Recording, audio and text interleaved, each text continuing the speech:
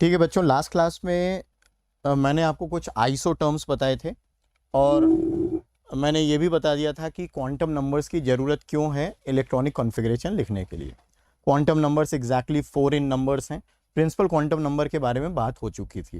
Principal quantum number को हम लोग किससे रिप्रेजेंट करते हैं? स्मॉल एन से। एक्चुअल में वो शेल को रिप्रेजेंट करता है, शेल या ऑर्बिट, है ना। इसका कॉन्सेप्ट नील बोर ने दिया था, आपको अच्छे से याद है। एन की values integer, positive integer values हो सकती है, मतलब 1 2 3 4 इस तरह से एन की वैल्यूज हो सकती हैं।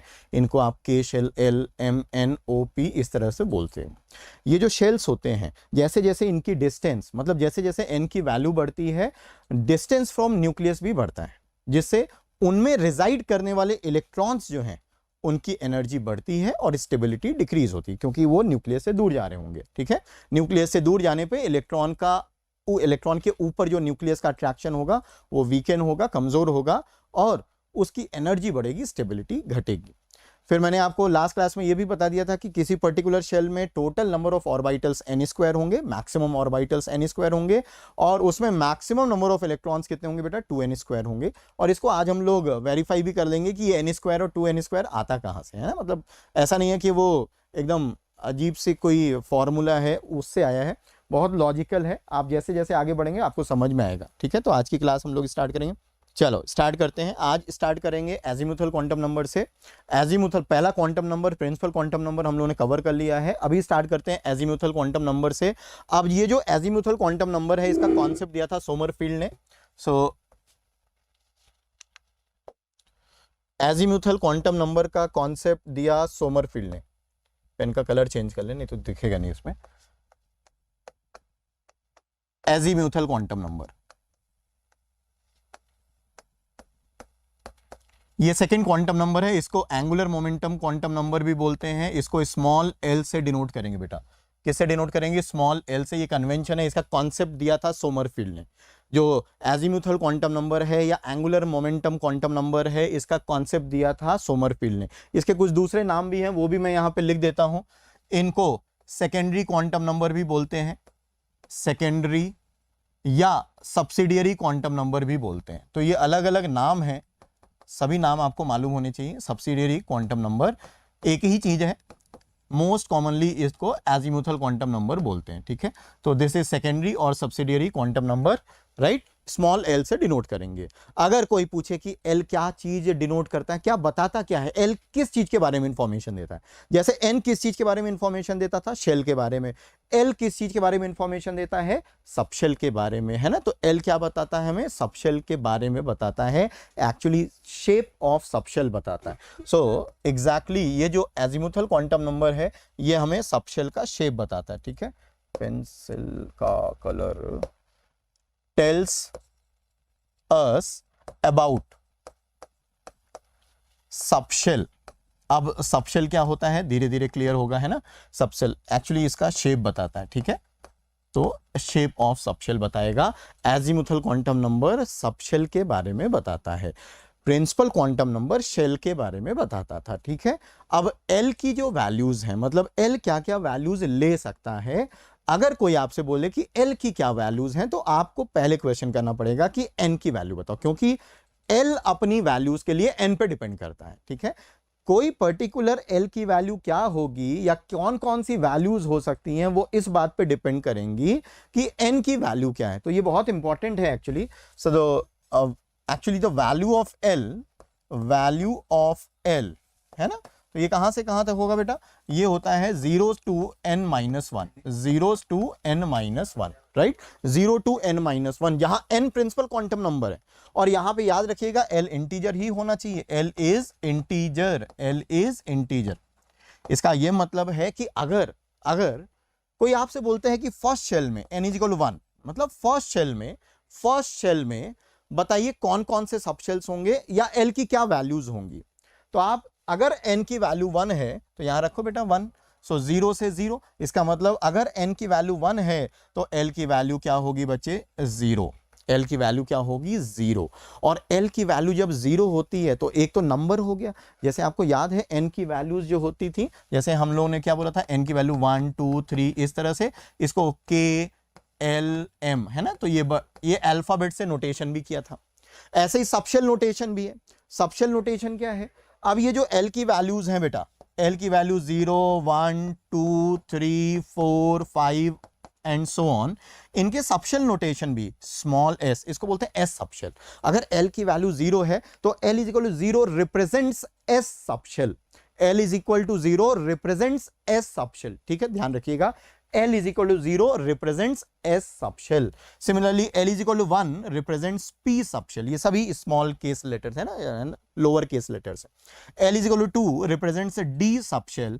L is equal to 3 represents F subshell. L is equal to 4 represents G subshell.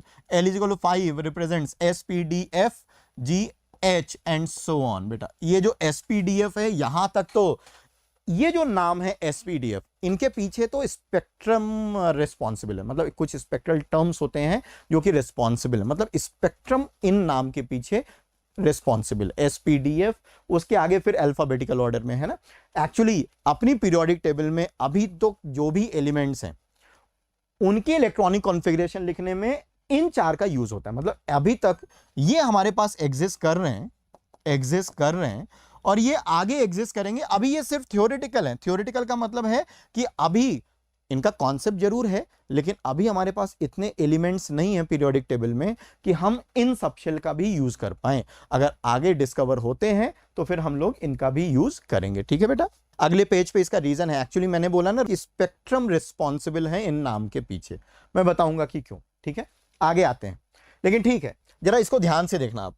अब अगर n इज इक्वल टू 1 है, n इज इक्वल टू 1, तो l की सिर्फ एक ही वैल्यू होगी 0, और 0 है तो इसको क्या बोलोगे बेटा, ये S सबशेल है। ये कौन सा सबशेल है, S सबशेल।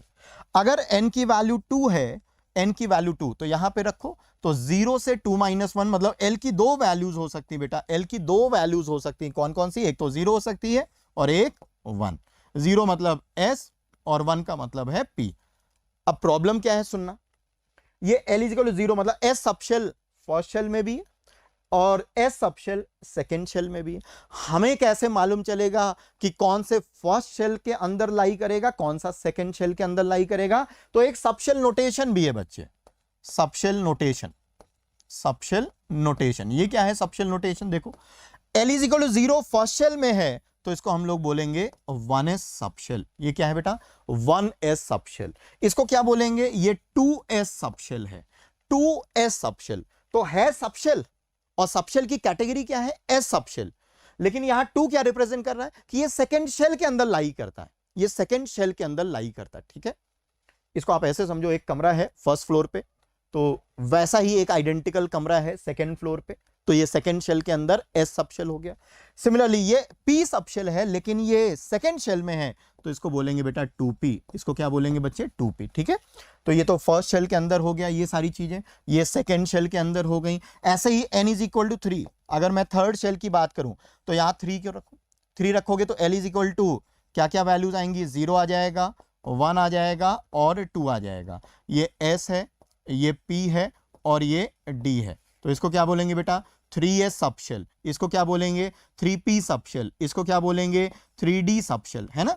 तो आप देख रहे हैं कि n इज इक्वल टू 3 में, मतलब थर्ड शेल में आपको S सबशेल, P सबशेल और D सबशेल मिलता है, F सबशेल नहीं मिलेगा। तो कोई अगर पूछे कि 3F सबशेल क्यों नहीं एग्जिस्ट करता है, तो आप बोलोगे 3F सबशेल के लिए F अगर है तो L की वैल्यू होनी पड़ेगी 3, और अगर N थर्ड शेल है तो थर्ड शेल में L की वैल्यू 0 से 3 - 1 तक ही हो सकती है, 0 से 3 - 1 तक ही हो सकती, इसलिए L की वैल्यू 3 पॉसिबल ही नहीं है थर्ड शेल में। इस कारण से F subshell n is equal to 3 में एग्जिस्ट नहीं करेगा। सिमिलरली फर्स्ट शेल में सिर्फ S सबशेल एग्जिस्ट करता है, देखिए आप 1S एग्जिस्ट कर रहा है। सेकेंड शेल में S और P दोनों एग्जिस्ट करेंगे, S भी एग्जिस्ट कर रहा है, P भी एग्जिस्ट कर रहा है, लेकिन D एग्जिस्ट नहीं करता, 2D डज नॉट एग्जिस्ट।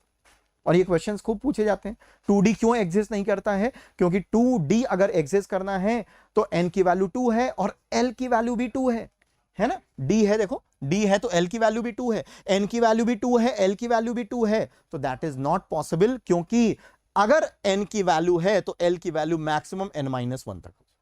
ऐसे ही बेटा फोर्थ शेल में 4S आपको मिलेगा, 4P मिलेगा, 4D मिलेगा, 4F मिलेगा, 4S मिलेगा, 4P मिलेगा, 4D मिलेगा और 4f मिलेगा। तो 4 शेल में आपको f सब शेल भी मिल जाएगा। तो ये चीजें ध्यान रखिएगा कि किस शेल में कौन कौन से सब शेल्स मिल सकते हैं, वो कौन डिसाइड करता है, एक्चुअली वो यहां से गवर्न होता है। तो अगर आपको l की वैल्यूज के बारे में जानना है तो सबसे पहला क्वेश्चन ये होना चाहिए कि n की वैल्यूज क्या है। एक बार n की वैल्यू आ गई तो l की वैल्यू आप इजीली यहां से कैलकुलेट कर लोगे। ठीक है, इन चीजों का ध्यान रखना, ये इंपॉर्टेंट है। ठीक है, जैसे अगर मैं आपसे पूछूं कि क्या 5G सबशेल एग्जिस्ट करता है, जरा आंसर करो बेटा, 5G सबशेल क्या एग्जिस्ट करता है? अगर 5G है तो बच्चे n की वैल्यू कितनी है, 5, n की वैल्यू 5 है। और G है तो G के लिए l की वैल्यू, ये देखो बेटा, G के लिए l की वैल्यू क्या होगी, 4। G के लिए l की वैल्यू क्या होगी, 4। अब अगर n 5 है तो l की वैल्यू 4 तक तो हो सकती है। तो 5G सबशेल एग्जिस्ट करता है। रोनित, वो अलग बात है कि अपनी पीरियोडिक टेबल में अभी 5G नहीं है, लेकिन ऐसा नहीं है कि एग्जिस्ट नहीं करता है। 5G सबशेल एग्जिस्ट करता है। वो अलग बात है कि अपने पास अभी इतने एलिमेंट्स नहीं है कि उनके लिए 5G सबशेल का यूज हम कर पाए, लेकिन करता है। जिस दिन और एलिमेंट्स डिस्कवर होंगे, इलेक्ट्रॉन्स को 5G सबशेल में भी आपको भरना पड़ेगा। एग्जिस्ट करता है। ठीक है, एग्जिस्ट करता है।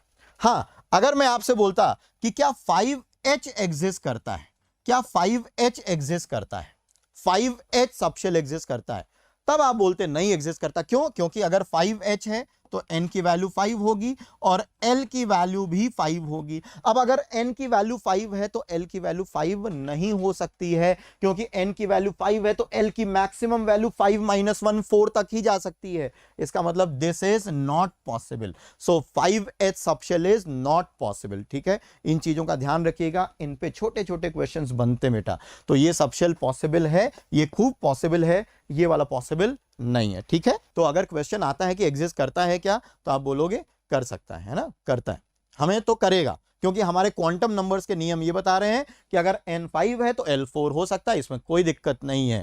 वो अलग बात है कि अभी हम उसको यूज नहीं करते हैं, लेकिन एग्जिस्ट करता है। ठीक है, चलो आगे बढ़ेंगे, कुछ और चीजें। अब आप जो रोनित पूछ रहे थे कि एस सबशेल, पी सबशेल, ये जो नाम है SPDF, ये कहां से आए हैं, तो अगले पेज पे उसका रीजन लिखा हुआ है। ये, अरे इसी पे लिख दिया क्या मैंने, ये देखो। चलो चलो, मैंने आप अगले पेज पे, इस पे तो पूरा मेसअप हो गया। चलो मैं बताता हूं कि रीजन क्या है। एक काम करूंगा, मैं यहां वैल्यू ऑफ एल लिखूंगा, वैल्यू ऑफ एल लिखूंगा, फिर इसके बाद इसका जो नाम है ना, सबशेल नोटेशन, सबशेल नोटेशन। ठीक है, और उसके बाद नेम, कि नाम आया कहां से, नाम आया कहां से। ठीक है, सो वैल्यू ऑफ एल, अगर एल की वैल्यू 0 है तो एल की वैल्यू 0 को आप क्या बोल रहे हो बेटा, एस सबशेल बोल रहे हो। क्या बोल रहे हो, एस सबशेल। और ये जो स्मॉल एस वर्ड है, ये आया है फ्रॉम द वर्ड शार्प। किससे आया बेटा, शार्प। अब ये वर्ड्स कहां से आते हैं, ये स्पेक्ट्रम से। मैं आपको बता दूं, क्वांटम नंबर्स या 1910 से 1940-50 के बीच में ये जितनी भी फिजिक्स में एटॉमिक स्ट्रक्चर से रिलेटेड डिस्कवरीज हुई हैं, एटॉमिक स्ट्रक्चर से रिलेटेड डिस्कवरीज हुई, मतलब एटम से रिलेटेड कोई भी चीज हमको पता चली है, तो मैं बता दूं 90% ऑफ द टाइम उसके पीछे जो रीजन हुआ करता था वो स्पेक्ट्रम हुआ करता था। एटम्स का जो स्पेक्ट्रम होता था उसको ऑब्जर्व करते थे, उसको ऑब्जर्व करने पे कुछ चीजें हमको दिखती थी, तो उनको एक्सप्लेन करने के लिए बहुत सारी थ्योरीज आई, बहुत सारी थ्योरीज अलग अलग लोगों ने। इवन मैं आपको बता दूं, बोर की जो थ्योरी थी वो भी स्पेक्ट्रम को एक्सप्लेन करने के लिए ही थी।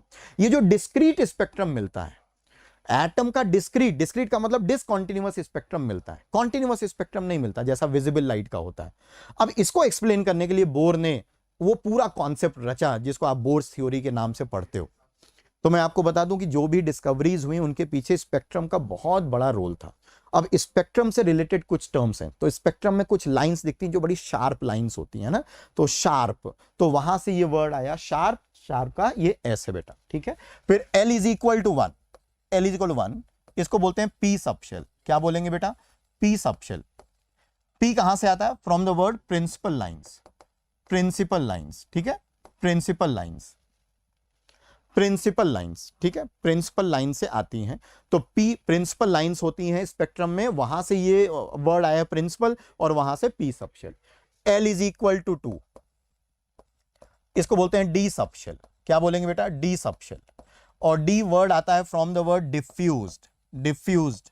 अब ये स्पेक्ट्रम, तो स्पेक्ट्रम में मुझे नहीं मालूम कि स्पेक्ट्रम में डिफ्यूज लाइंस कैसे दिखती हैं, क्योंकि कभी ऐसा देखा नहीं मैंने, लेकिन हाँ कुछ डिफ्यूज लाइंस का कॉन्सेप्ट होता होगा। वर्ड डिफ्यूज से ये डी सबशेल आया है। L इज इक्वल टू 3 को बोलते हैं F सबशेल, और F सबशेल, ये जो वर्ड F आया है from the word fundamental lines. Fundamental lines, spectrum में जो फंडामेंटल लाइंस होती हैं वो फंडामेंटल से ये वर्ड आया है F। अब इनके शेप भी आप देख लो बेटा, ये जो शेप है, क्योंकि L हमें azimuthal quantum number shape of subshell बताता है। L इज इक्वल टू 0, मतलब जो S सबशेल होता है वो स्फेरिकल इन शेप होता है, स्फेरिकल इन शेप होगा, ठीक है, स्फेरिकल होता है बेटा, इस तरह से स्फेरिकल होगा, ठीक है। ये जो P सबशेल है ये डंबल होता है, डंबल शेप, डंबल शेप मतलब डंबल जैसा, इस तरह से। 2 लोब्स होते हैं। कितने लोब्स होते हैं बेटा? 2 लोब्स होते हैं। ये लोब्स होते हैं। अब लोब्स एग्जैक्टली क्या होते हैं आगे डिस्कस करेंगे। ये 2 लोब्स हैं। एक्चुअली ये श्रोडिंगर इक्वेशन का एंगुलर वेव फंक्शन है p ऑर्बिटल के लिए। जब आप एंगुलर वेव फंक्शन को प्लॉट करते हो, श्रोडिंगर इक्वेशन में जो एंगुलर वेव फंक्शन होते हैं p ऑर्बिटल के, अगर आप रिकॉल करो पीछे जो श्रोडिंगर इक्वेशन वाला लेक्चर है आप जाके देखेंगे तो उसमें एंगुलर फंक्शंस मैंने लिखे थे s ऑर्बिटल के, p ऑर्बिटल के लिए, d ऑर्बिटल के लिए। तो वो जो एंगुलर फंक्शंस हैं, वो जब एंगुलर फंक्शंस को स्फेरिकल पोलर कोऑर्डिनेट सिस्टम में जब थीटा और फाई के साथ वेरी करके प्लॉट करते हैं तो ये शेप आते हैं, तो इनको लोब्स बोलते हैं। ये डबल डंबल है, डबल डंबल है, डबल डंबल। ये भी श्रोडिंगर इक्वेशन के सॉल्यूशन से आते हैं। डबल डंबल का मतलब कुछ इस तरह से शेप होगा। हालांकि सभी डी ऑर्बिटल्स ऐसे नहीं होते हैं, आगे डिस्कस करेंगे कि कैसे होते हैं। लेकिन अभी इसमें 4 लोब्स हैं। कितने लोब्स हैं बेटा? 4 लोब्स। यहां 2 लोब्स थे, 1 2, यहां 1 2 3 और 4 लोब्स हैं। फंडामेंटल ये कॉम्प्लिकेटेड शेप होता है, कॉम्प्लेक्स शेप होता है, कॉम्प्लिकेटेड या कॉम्प्लेक्स शेप होता है। और इसमें हमें जाना नहीं है क्योंकि ये हमारे सिलेबस में नहीं है, लेकिन हाँ एक गेस जरूर है, आप कर सकते हो। अब अगर आप गेस करना चाहो, पी में 2 लोब थे, इसमें 4 लोब थे। कोई बताना चाहेगा कॉम्प्लिकेटेड मतलब ये जो एफ सबशेल है, मैं शेप तो नहीं ड्रॉ कर रहा हूं, लेकिन एफ सबशेल में कितने लोब्स हो सकते हैं? एक्चुअली अगर मैं इससे जाऊं तो 8 हैं, लेकिन कुछ ऐसे एफ सबशेल्स होते हैं जिनमें कुछ लोब्स रिंग्स में कन्वर्ट हो जाते हैं। ऐसा डी में भी होता है, आगे मैं आपको बताऊंगा। हर डी ऑर्बिटल में 4 लोब्स नहीं होते, हर डी ऑर्बिटल में 4 लोब्स नहीं होते हैं। लेकिन हाँ, अगर कोई एकदम एक सिंपल सा क्वेश्चन आपके सामने फेंके कि बताओ एफ सबशेल में कितने लोब्स होते हैं, तो एक आप उसका मतलब आप उसका जो तुरंत आंसर होगा वो 8 दोगे, 8। ठीक है, तो 8 लोब्स होते हैं, पर हम उनके शेप में नहीं जाएंगे। ठीक है, हम उनके शेप में नहीं जाएंगे। अच्छा, इनके जो शेप हैं एस के, पी के, डी के, कई बार बच्चे बोलते हैं कि सर ये शेप कैसे आते हैं। वो इसलिए बच्चे पूछते हैं क्योंकि श्रोडिंगर इक्वेशन वाला पार्ट उन्होंने नहीं पढ़ा। ये जितने भी ऑर्बिटल्स हैं बेटा, ये जितने भी सबशेल्स हैं, जैसे एस ऑर्बिटल होगा, पी ऑर्बिटल होगा, डी ऑर्बिटल होगा, ये सबशेल्स होंगे, इनके जो भी शेप हम लोग बना रहे हैं, चाहे स्फेरिकल बना रहे हैं, चाहे डंबल बना रहे हैं या डबल डंबल बना रहे हैं, ये जो श्रोडिंगर इक्वेशन में ऑर्बिटल के एंगुलर वेव फंक्शंस होते थे, उनको जब हम स्फेरिकल पोलर कोऑर्डिनेट सिस्टम में थीटा और फाई, आप याद करो स्फेरिकल पोलर कोऑर्डिनेट सिस्टम में 3 वेरिएबल्स होते थे, आर, थीटा और फाई। तो जो एंगल वाला पार्ट है थीटा और फाई वाला, वो एंगुलर फंक्शन होता है। जब आप थीटा और फाई को वैरी करते हो तो जो शेप बनता है वो शेप ये सब हैं जो कि श्रोडिंगर इक्वेशन के सॉल्यूशन से हमको मिलते हैं। ठीक है, श्रोडिंगर इक्वेशन के सॉल्यूशन से हमको मिलते हैं। एक चीज जरूर मैं आपको बताना चाहूंगा कि ये लोब्स वो रीजन्स हैं जहां पे इलेक्ट्रॉन फाइंडिंग प्रोबेबिलिटीज मैक्सिमम है। मतलब ये लोब्स, जैसे ये रीजन, ये वाले जो रीजन है, मैं जो शेड कर रहा हूं रीजन, ये वो रीजन है जहां पे इलेक्ट्रॉन फाइंडिंग प्रोबेबिलिटीज मैक्सिमम है, जहां हमें ज्यादा से ज्यादा समय इलेक्ट्रॉन के मिलने की संभावना रहेगी। ठीक है, maximum electron finding probability regions ये वाले हैं। ठीक है, चलो आगे बढ़ेंगे। इनसे रिलेटेड कुछ और थोड़ी थोड़ी बातें आपसे बतानी है। चलो आगे बढ़ते हैं। एक एल से रिलेटेड एक जरूरी नियम है, वो भी बात करते हैं। नेक्स्ट पेज पे मैं चलूंगा, देखूं आगे जगह है कि नहीं है। हाँ है। चलो इधर देखो आप, अब ध्यान से सुनना। हमें एल की वैल्यूज पता है, मतलब सबशेल पता है। जैसे अगर मैंने आपसे बोला कि फर्स्ट शेल में बताओ कितने इलेक्ट्रॉन्स, फर्स्ट शेल में कितने इलेक्ट्रॉन्स, मैक्सिमम कितने इलेक्ट्रॉन्स, तो आप बोलोगे फर्स्ट शेल में मैक्सिमम 2 इलेक्ट्रॉन्स, क्योंकि 2n² मैंने आपको फॉर्मूला बताया। ऐसे ही सबशेल में मैक्सिमम कितने इलेक्ट्रॉन्स या मैक्सिमम कितने ऑर्बिटल्स। सो यहां पे एक आप टेबल बना लीजिएगा बेटा, है ना। तो मैं ऑर्बिटल्स और उनमें रिजाइडिंग इलेक्ट्रॉन्स बताऊंगा, है ना, ये भी इंपॉर्टेंट है। तो सबशेल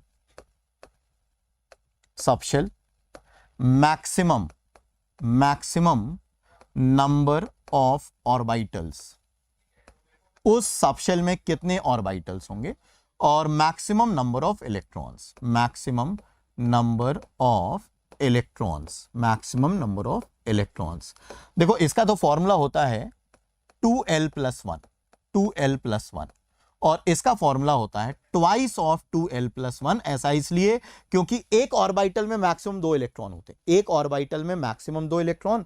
तो अगर ऑर्बिटल्स 2l+1 हैं तो उनमें इलेक्ट्रॉन्स ट्वाइस ऑफ 2l+1 होंगे। एक एग्जांपल देता हूं तो आपको समझ में आएगा। जैसे बेटा चलो फर्स्ट शेल में कलर चेंज कर लेते हैं। चलिए L इज इक्वल टू 0 का मतलब है S सबशेल, है ना, S सबशेल। अब ये S सबशेल चाहे 1s का हो, चाहे 2s का हो, चाहे 3s का हो, अगर S सबशेल है तो L की वैल्यू 0 है। L की वैल्यू 0 यहां पे रखो तो maximum number of orbitals 1 and maximum number of electrons 2। L is equal to 1 is P subshell. अगर मैं P सबशेल की बात करूं, L की वैल्यू 1 रखो बेटा, यहां 1 रखोगे तो ट्वाइस इंटू 1+1, यहां 3 ऑर्बिटल्स, और इन 3 ऑर्बिटल्स में मैक्सिमम 6 इलेक्ट्रॉन्स।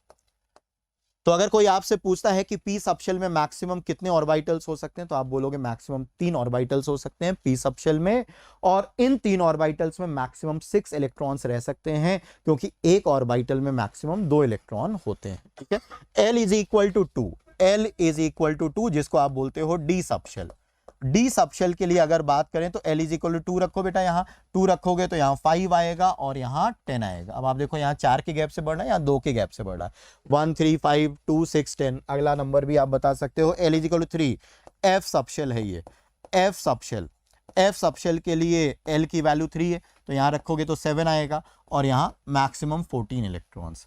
सिमिलरली बेटा L इज इक्वल टू 4, अभी तक तो एग्जिस्ट नहीं करता है, लेकिन आगे जब जरूरत पड़ेगी पीरियोडिक टेबल में और एलिमेंट्स अगर डिस्कवर होंगे तो जरूरत पड़ेगी, इसको बोलेंगे G सबशेल। और G सबशेल मान लो एग्जिस्ट करे अगर कभी पीरियोडिक टेबल में अपने, तो उसमें 9 मैक्सिमम ऑर्बिटल्स और उसमें मैक्सिमम 18 इलेक्ट्रॉन्स रिजाइड कर सकते हो। तो ये नंबर ऑफ इलेक्ट्रॉन्स हैं जो मैक्सिमम इन ऑर्बिटल्स में रिजाइड कर सकते हैं। Maximum number of electrons in orbitals में इतने रह सकते हैं। ठीक है बेटा, तो ये इंपॉर्टेंट है, ध्यान रखिएगा, याद रखिएगा। ये फॉर्मूले कैसे आते हैं, अभी जैसे जैसे हम लोग आगे बढ़ेंगे आपको चीजें बहुत क्रिस्टल क्लियर होती जाएंगी। तो अगर मैं आपसे बोलूं, चलो एक क्वेश्चन देता हूं जिसके मल्टीपल ऑप्शंस करेक्ट हो सकते हैं, आपसे आंसर एक्सपेक्टेड है बेटा। क्वेश्चन है विच ऑफ द फॉलोइंग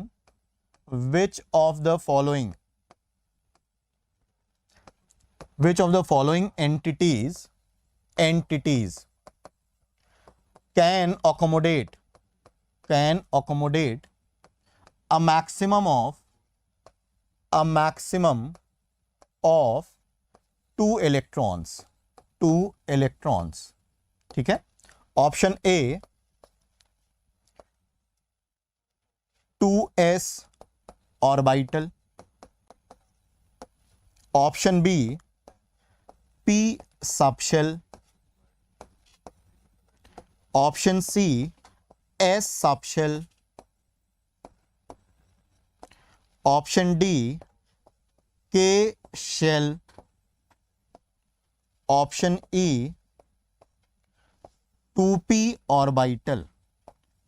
एक से ज्यादा ऑप्शन सही हो सकते हैं, मुझे आप सभी से करेक्ट ऑप्शन चाहिए। मुझे आपसे जानना है कि इन 5 ऑप्शंस में ऐसे कौन से ऑप्शंस हैं जिसमें मैक्सिमम 2 इलेक्ट्रॉन्स अकोमोडेट हो सकते हैं।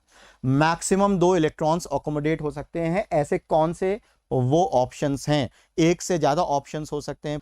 जैसे ही ऑर्बिटल दिखे बच्चे, तो ध्यान से सुनना, जैसे ही ऑर्बिटल दिखे तो याद रखना किसी भी ऑर्बिटल में, चाहे वो किसी भी नेचर का हो, चाहे वो s ऑर्बिटल हो, चाहे p ऑर्बिटल हो, चाहे d ऑर्बिटल हो, चाहे f ऑर्बिटल हो, अगर ऑर्बिटल है वो कोई सा भी नेचर का हो सकता है, p टाइप का, s टाइप का, d टाइप का, f टाइप का, ऑर्बिटल में मैक्सिमम 2 ही इलेक्ट्रॉन होते हैं। ठीक है, ऑर्बिटल में मैक्सिमम 2 ही इलेक्ट्रॉन हो सकते हैं। ठीक है, तो ये 2s ऑर्बिटल है तो ऑब्वियसली इसमें मैक्सिमम 2 ही इलेक्ट्रॉन हो सकते हैं और हमें चाहिए 2 ही इलेक्ट्रॉन वाले, तो पहला ऑप्शन तो होगा। ये p सबशेल है और p सबशेल में ये देखो पी सबशेल में मैक्सिमम कितने इलेक्ट्रॉन्स? 6, जबकि मैंने पूछा है 2 इलेक्ट्रॉन्स। तो ये बी वाला ऑप्शन नहीं हो सकता क्योंकि पी सबशेल में मैक्सिमम 6 इलेक्ट्रॉन्स आ सकते हैं, तो बी ऑप्शन नहीं होगा, ये नहीं हो सकता। ठीक है।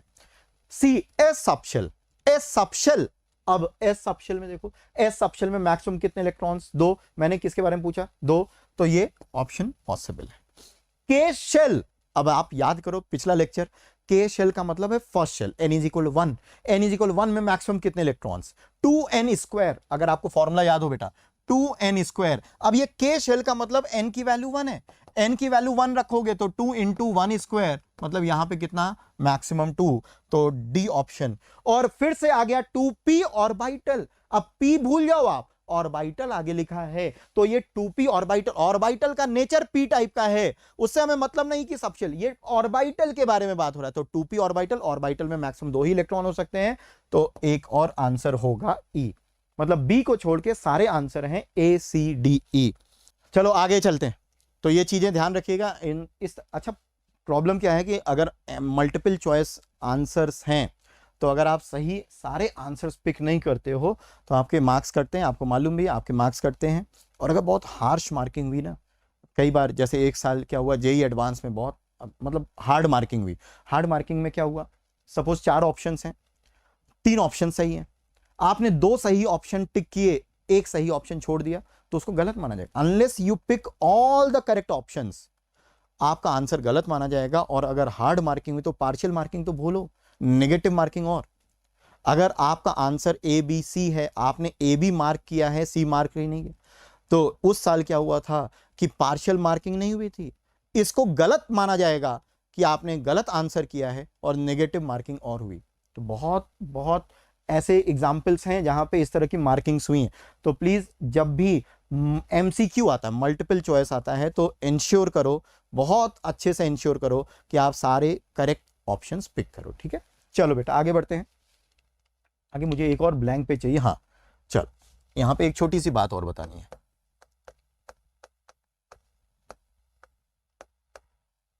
सबशेल की एनर्जी का ऑर्डर, शेल की एनर्जी कैसे डिसाइड करते थे? जैसे मैंने आपसे बोला n is equal to 1, n is equal to 2। Please आप मेरी क्वेश्चन को समझना और फिर आंसर जरूर करना, टाइप करना। अगर मैं आपसे बोलता हूं कि n is equal to 1 first shell है, n is equal to 2 second shell है, n is equal to 3 third shell है, तो बताओ इन शेल्स की एनर्जी का ऑर्डर। शेल्स की एनर्जी का ऑर्डर मतलब इनमें रहने वाले इलेक्ट्रॉन्स की एनर्जी का ऑर्डर।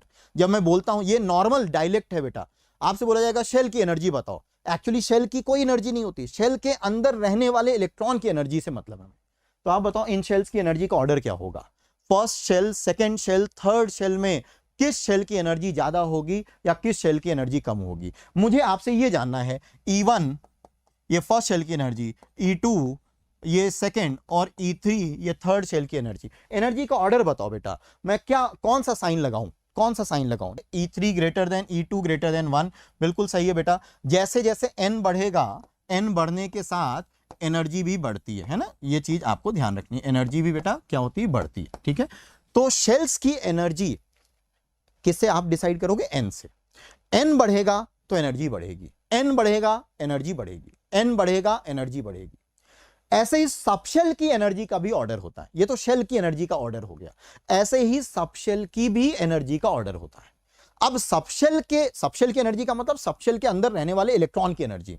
सीधी सी बात, जब हम आपसे बोलेंगे सबशेल की एनर्जी का ऑर्डर बताओ, तो सबशेल की एनर्जी नहीं, सबशेल के अंदर जब इलेक्ट्रॉन रहेगा तो उसकी एनर्जी का ऑर्डर क्या होगा? तो चलो सबशेल की एनर्जी का ऑर्डर डिसाइड करते हैं n+l रूल से। तो मैं यहां पे उसको आपको बता देता हूं।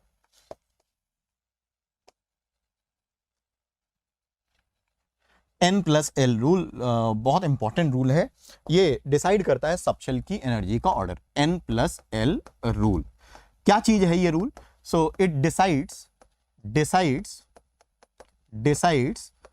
The order of energy of subshells. Subshells की एनर्जी का ऑर्डर डिसाइड करता है n+l रूल। रूल है बड़ा सिंपल सा। आप क्या करो, सबशेल का n+l निकालो, n और l का सम निकालो, principal quantum number, azimuthal quantum number का सम निकालो। जिसका n+l ज्यादा उसकी एनर्जी भी ज्यादा। जिसका n प्लस एल ज्यादा उसकी एनर्जी भी ज्यादा।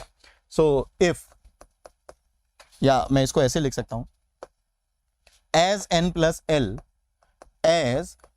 Plus l increases, energy also increases, energy also increases, है ना। अगर n प्लस एल की वैल्यू बढ़ती है तो एनर्जी भी बढ़ती है, एनर्जी भी बढ़ती है। लेकिन मान लो n प्लस एल की वैल्यू सेम हो जाए, किन्हीं दो सबशेल का n और l का जो सम है, n प्लस एल का जो सम है वो अगर सेम हो जाता है, तो फिर आप कैसे डिसाइड करोगे? फिर जिसका n का वैल्यू ज्यादा है उसका एनर्जी भी ज्यादा होगा। So in case of tie,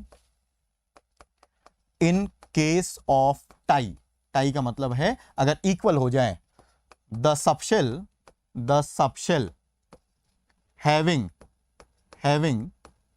higher n will have higher energy, will have higher energy, ठीक है। एग्जाम्पल देखो, एग्जाम्पल सपोज मैं आपसे बोलूं कि चलो आप मुझे बताओ 1s 2s 3s, या इसको 2p लिख लेते पहले, 2p 3s 3p 3d 4s 4p 4d 4f 5s, है ना। चलिए यहां तक लिख लेते हैं। इनकी एनर्जी, ये सबशेल्स की एनर्जी का ऑर्डर बताओ, इन सबशेल्स की एनर्जी का ऑर्डर डिसाइड करना है। तो हमें क्या करना है बेटा? n प्लस एल रूल लगाना है। तो n की वैल्यू पहला नंबर n 1s, तो n की वैल्यू 1, n की वैल्यू 2, n की वैल्यू 2, 3 3 3 4 4 4 4 और 5। चलो l की वैल्यू बताओ। s है तो l की वैल्यू 0, s है तो l की वैल्यू 0, s सबशेल के लिए l की वैल्यू 0, s सबशेल l की वैल्यू 0, p सबशेल l की वैल्यू 1, s सबशेल l की वैल्यू 0, p सबशेल l की वैल्यू 1, d सबशेल l की वैल्यू 2, s सबशेल l की वैल्यू 0, p सबशेल l की वैल्यू 1, d सबशेल l की value 2, f subshell l की value 3, s subshell 0। चलो n plus L, अब जोड़ना है बेटा, अब जोड़ना है, जोड़िए। 1 प्लस 0, ये 1 आने वाला है, ये 2 आने वाला है, ये 3 आने वाला है, ये भी 3 आने वाला है, ये 4 आने वाला है, ये 5 आने वाला है, ये 4 आने वाला है, 5 आने वाला है, ये 6 आने वाला है, ये 7 आने वाला है, ये 5 आने वाला है, ठीक है। n प्लस एल, सबसे कम n प्लस एल किसका? 1। इसका मतलब इन सभी गिवन सबशेल्स में सबसे कम एनर्जी किसकी होगी? 1s की, ठीक है। 1s की एनर्जी सबसे कम होगी। फिर अगला, ये तो हमने यूज कर लिया। फिर अगला 2, तो ये किसकी होगी? 2s की। फिर अगला, अब यहां 3 पे टाई है, देखो 3 दो जगह पे है, तो फिर यहां कैसे डिसाइड करेंगे? The subshell having higher value of n will have higher energy. Higher value of n, n की ज्यादा वैल्यू, देखो यहां 2 है n की वैल्यू, यहां 3 है, इसका मतलब ये हायर वैल्यू है, तो ये वाला जो सबशेल है इसकी एनर्जी भी ज्यादा होगी, तो इस वाले की एनर्जी कम होगी, मतलब 2p की एनर्जी कम होगी, 3s की एनर्जी ज्यादा होगी। चलो तो ये कवर हो गए, ये सब कवर हो गए हमारे। अब क्या बचे? ये 4 और ये 4, है ना। तो इसका मतलब 3p और 4s। फिर से यहां पे टाई है, 4 और 4, तो कैसे डिसाइड करेंगे? n की वैल्यू से, n की वैल्यू कम तो 3p, फिर 3p के बाद 4s, ठीक है, 4s। चलो ये भी खत्म हो गए। अब 5 वाले पे आओ, 5 यहां है और यहां है। फिर से n की वैल्यू डिसाइड करेगी, n की वैल्यू सबसे कम यहां है, तो उसके बाद 3d, है ना। 3d के बाद क्या आएगा? ये देखो 5, ये खत्म, फिर 4p, फिर क्या आएगा? 5s, फिर 4d, है ना, इस तरह से। और आगे अगर इसको भी इंक्लूड करो तो 4f, है ना। तो ये सबशेल की एनर्जी का ऑर्डर हो गया। अब एक जरूरी बात जो आपको बतानी है वो ये कि n प्लस एल रूल, मतलब n प्लस एल का जो नियम है, ये सबशेल्स की एनर्जी का ऑर्डर डिसाइड करता है in multi electron systems. Multi electron systems का मतलब, ये बहुत जरूरी बात है, ध्यान से सुन लेना, ये आपको जल्दी मिलेगा नहीं। n plus l rule electrons की एनर्जी डिसाइड करता है मल्टी इलेक्ट्रॉन, और ये इलेक्ट्रॉन्स की एनर्जी डिसाइड नहीं, सबशेल की एनर्जी डिसाइड करता है in multi electron system. Multi electron का सिस्टम का मतलब है एक से ज्यादा इलेक्ट्रॉन होने चाहिए। अगर एक ही इलेक्ट्रॉन है किसी भी सिस्टम में, एक ही इलेक्ट्रॉन मतलब जो बोर एटम वाले एटम्स है, बोर जैसे हाइड्रोजन हो गया, हीलियम प्लस हो गया, अगर सिंगल इलेक्ट्रॉन सिस्टम है तो उसकी एनर्जी n+l रूल से डिसाइड नहीं होती है, सिर्फ n से डिसाइड होती है। किससे डिसाइड होती है? n से डिसाइड होती है। दिस इज वेरी इंपॉर्टेंट, तो याद रखिएगा n+l रूल। ये यहां पे मैं लिख देता हूं, valid for multi electron system, multi electron system बहुत इंपॉर्टेंट है, इसको ध्यान रखेंगे। सिंगल इलेक्ट्रॉन सिस्टम के लिए n+l रूल वैलिड नहीं, सिर्फ n डिसाइड करता है एनर्जी का ऑर्डर, क्योंकि सिंगल इलेक्ट्रॉन सिस्टम में हम लोग बोर के हिसाब से चलते हैं और बोर के कॉन्सेप्ट में n आता है, l नहीं आता। तो l नहीं आता, इस कारण से वहां पे l का कोई रोल नहीं है। सिंगल इलेक्ट्रॉन सिस्टम में सिर्फ एनर्जी कौन डिसाइड करेगा? n की वैल्यू। आगे वाले पेज पे मैं लिख दूंगा, फॉर सिंगल इलेक्ट्रॉन सिस्टम, लिख लीजिएगा बेटा, बहुत इंपॉर्टेंट है ये। फॉर, इस पे जेईई एडवांस में क्वेश्चन भी आ चुका है। For single electron system, single electron system जैसे एग्जाम्पल हो गया hydrogen, helium plus, lithium +2 etcetera etcetera. For single electron system the energy of subshell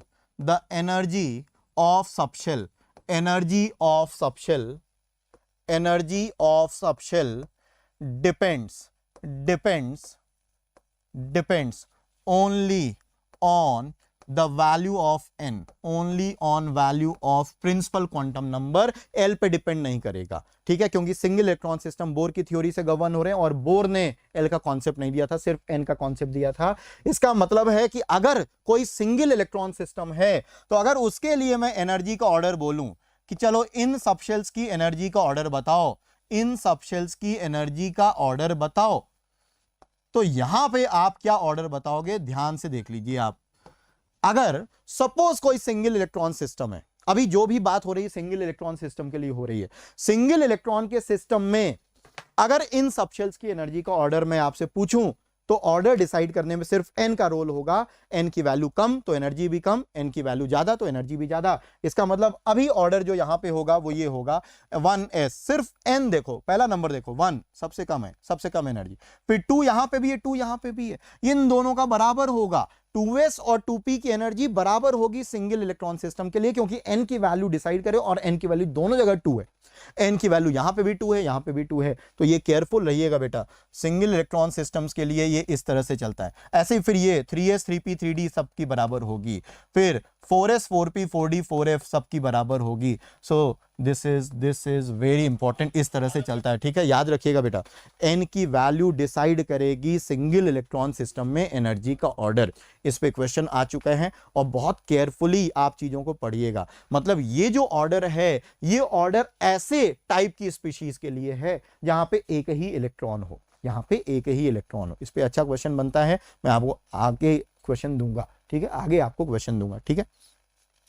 तो कई बार बच्चों का ये क्वेश्चन होता है कि सर अगर एक ही इलेक्ट्रॉन है तो ये सबशेल्स की जरूरत क्या है, मतलब सबशेल्स क्यों होंगे अगर एक ही इलेक्ट्रॉन है? तो 2s सबशेल की जरूरत क्यों है, 2p की जरूरत क्यों है, 3s की जरूरत क्यों है, 3p की जरूरत क्यों, 3d की? सबशेल्स एग्जिस्ट करेंगे। अगर मैं आपसे पूछूं हाइड्रोजन एटम में कितने सबशेल्स होते हैं, या मैं आपसे पूछूं कितने शेल्स होते हैं बेटा, ऑल्दो हाइड्रोजन एटम में इलेक्ट्रॉन फर्स्ट ऑर्बिट में रहता है, मतलब फर्स्ट शेल में रहता है, लेकिन अगर कोई आपसे कोई क्वेश्चन पूछे कि हाइड्रोजन एटम के अंदर कितने शेल्स होते हैं, आप बोलोगे इनफाइनाइट शेल्स होते हैं। अगर कोई आपसे पूछा है कितने ऑक्युपाइड हैं, तो जरूर पहला वाला ऑक्युपाइड है भाई, इलेक्ट्रॉन एक जो इलेक्ट्रॉन है वो फर्स्ट शेल में है। लेकिन अगर एग्जिस्टेंस की बात करूं कि होते कितने, होते ये सब, क्योंकि इलेक्ट्रॉनिक ट्रांजिशंस होते हैं। सपोज 1s में एक इलेक्ट्रॉन है, उसको कहीं से एनर्जी मिल गई तो वो 2s में जंप करेगा, हायर ऑर्बिट्स में, हायर सबशेल्स में, एनर्जी वाले में जंप करेगा। अब अगर ये एग्जिस्ट नहीं करते तो कहां जाएगा, वो कहां जाएगा? ये कुछ वैसा ही है जैसे एक मल्टी स्टोरी है, सिर्फ पहले फ्लोर पे ऑक्युपाइड है। इसका मतलब ये नहीं है कि ऊपर वाले फ्लोर एग्जिस्ट नहीं करते, ऊपर वाले फ्लोर भी एग्जिस्ट करते हैं, वो अलग बात है कि वो अभी ऑक्युपाइड नहीं है, वो अलग बात है कि वो अभी ऑक्युपाइड नहीं। तो सबशेल्स एग्जिस्ट करते हैं, हर एटम में इनफाइनाइट सबशेल्स एग्जिस्ट करते हैं। इलेक्ट्रॉन्स किसमें रहते हैं वो अलग चीज होती है। तो अगर फर्स्ट शेल की बात की जाए तो फर्स्ट शेल में एक इलेक्ट्रॉन होगा, अगर सिंगल इलेक्ट्रॉन सिस्टम्स की मैं बात करूं, एक इलेक्ट्रॉन होगा लेकिन उसको एनर्जी मिल जाए तो हायर शेल्स में जंप करेगा, हायर शेल्स होने चाहिए तभी तो वो जंप कर पाएगा। तो रोनित ये सभी सबशेल्स एग्जिस्ट करते हैं। सबशेल का कॉन्सेप्ट जरूर बोर ने नहीं दिया था, लेकिन एनर्जी आज भी उसी ऑर्डर से डिसाइड होती है। जो एनर्जी का कॉन्सेप्ट अगर आपको याद हो मोटा मोटी, तो एनर्जी का जो फॉर्मूला दिया था En equal -13.6 into Z² upon N², याद है आपको? ये एनर्जी का ऑर्डर था, ये एनर्जी का फॉर्मूला था बच्चे, ये nth ऑर्बिट की एनर्जी का फॉर्मूला था, याद है आपको? ये बोर का थ्योरी में, बोर्स एटम के।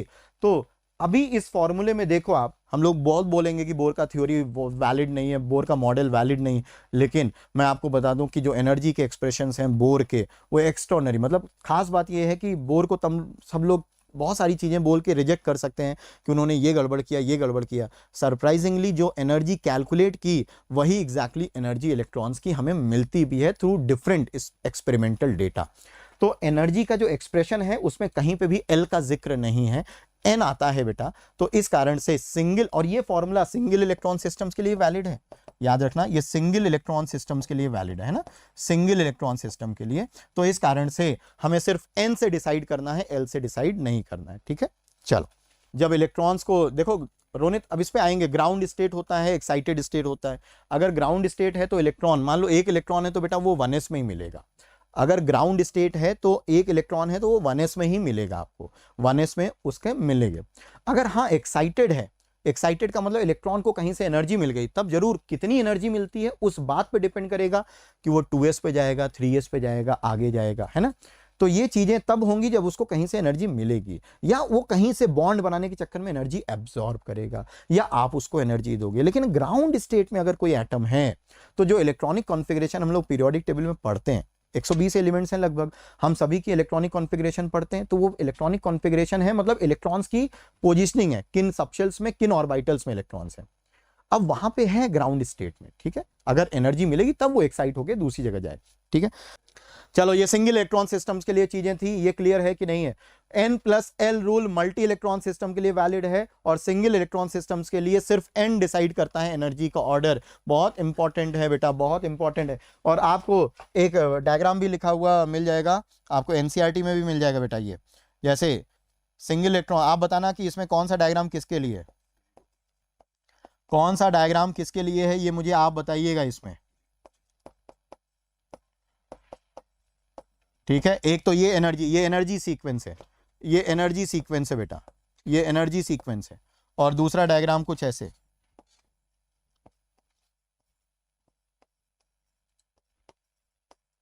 कुछ इस तरह से, ये एनर्जी सीक्वेंस है। तो अगर इनमें से मैं आपसे बोलूं कि एक सिंगल इलेक्ट्रॉन सिस्टम का है, एक मल्टी इलेक्ट्रॉन का, तो आप बहुत इजीली बता सकते हो कि ये वाला जो एनर्जी डायग्राम है, ये वाला जो एनर्जी डायग्राम है, ये सिंगल इलेक्ट्रॉन सिस्टम्स के लिए है, सिंगल इलेक्ट्रॉन सिस्टम के लिए है, ये सिंगल इलेक्ट्रॉन सिस्टम के लिए, सिंगल इलेक्ट्रॉन सिस्टम के लिए। और ये वाला मल्टी इलेक्ट्रॉन सिस्टम के लिए, मतलब N+L रूल से मल्टी इलेक्ट्रॉन सिस्टम के लिए, ठीक है। तो ये डायग्राम्स एक्चुअली एनर्जी सीक्वेंस को दर्शाते हैं, शो कर रहे हैं, ठीक है। चलो आगे बढ़े, आगे बढ़ते हैं। अरे यार ये फंस जाता है। अब आ जाते हैं मैग्नेटिक क्वांटम नंबर पे। एजीमुथल क्वांटम नंबर के बारे में हमारी बात हो गई है। अब दो क्वांटम नंबर्स हम लोगों ने कवर कर लिए। एन का कॉन्सेप्ट हम लोगों ने देख लिया, एल का कॉन्सेप्ट। एन हमें शेल के बारे में इंफॉर्मेशन देता है, एल हमें सबशेल के बारे में इंफॉर्मेशन देता है। एन का कॉन्सेप्ट हमें बोर ने दिया, एल का कॉन्सेप्ट सोमरफील्ड ने दिया। एल की वैल्यूज अगर आपको बतानी है तो आपको पहले पूछना पड़ेगा कि एन की क्या वैल्यूज है, मतलब एल की वैल्यू, अपने वैल्यूज एल तभी अडॉप्ट कर पाएगा जब एन फिक्स हो जाएगा। एन एक बार फिक्स होगा तो एन के अनुसार एल की वैल्यूज डिसाइड होती हैं, ठीक है। अब आ जाते हैं मैग्नेटिक क्वांटम नंबर पे, ठीक है। क्या हो रहा है, चलो आगे मैं ब्लैंक पेज लेता हूं। Magnetic quantum number, third quantum number is magnetic quantum number.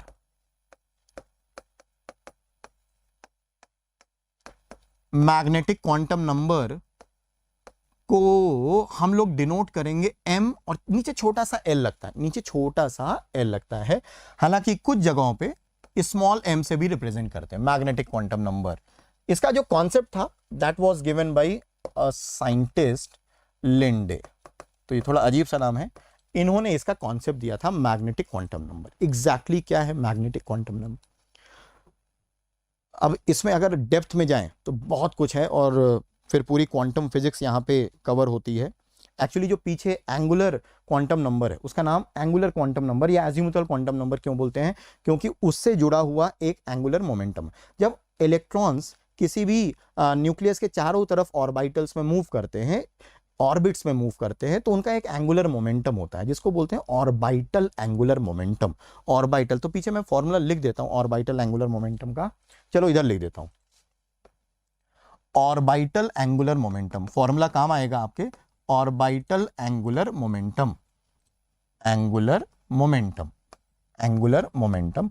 Orbital angular momentum की वैल्यू होती है under root l into l plus 1 h upon 2 पाई।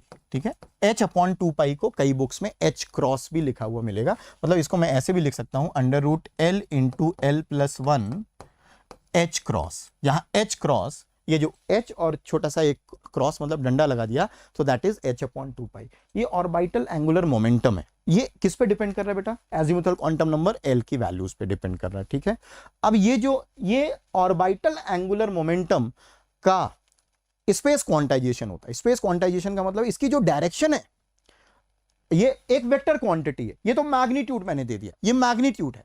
इसका जो डायरेक्शन होता है, वेक्टर है तो वेक्टर का एक डायरेक्शन भी होगा, वो जो डायरेक्शन है वो भी क्वांटाइज्ड है, जेड एक्सिस के अलोंग, उसका भी क्वांटाइजेशन होता है। क्वांटाइजेशन का मतलब है कि ये जो ऑर्बिटल एंगुलर मोमेंटम है, ये ऑर्बिट किसी भी डायरेक्शन में नहीं हो सकता है, इसकी कुछ फिक्स डायरेक्शंस ही होती हैं, और उसी स्पेस क्वांटाइजेशन से ही ये मैग्नेटिक क्वांटम नंबर का कॉन्सेप्ट जनरेट होता है।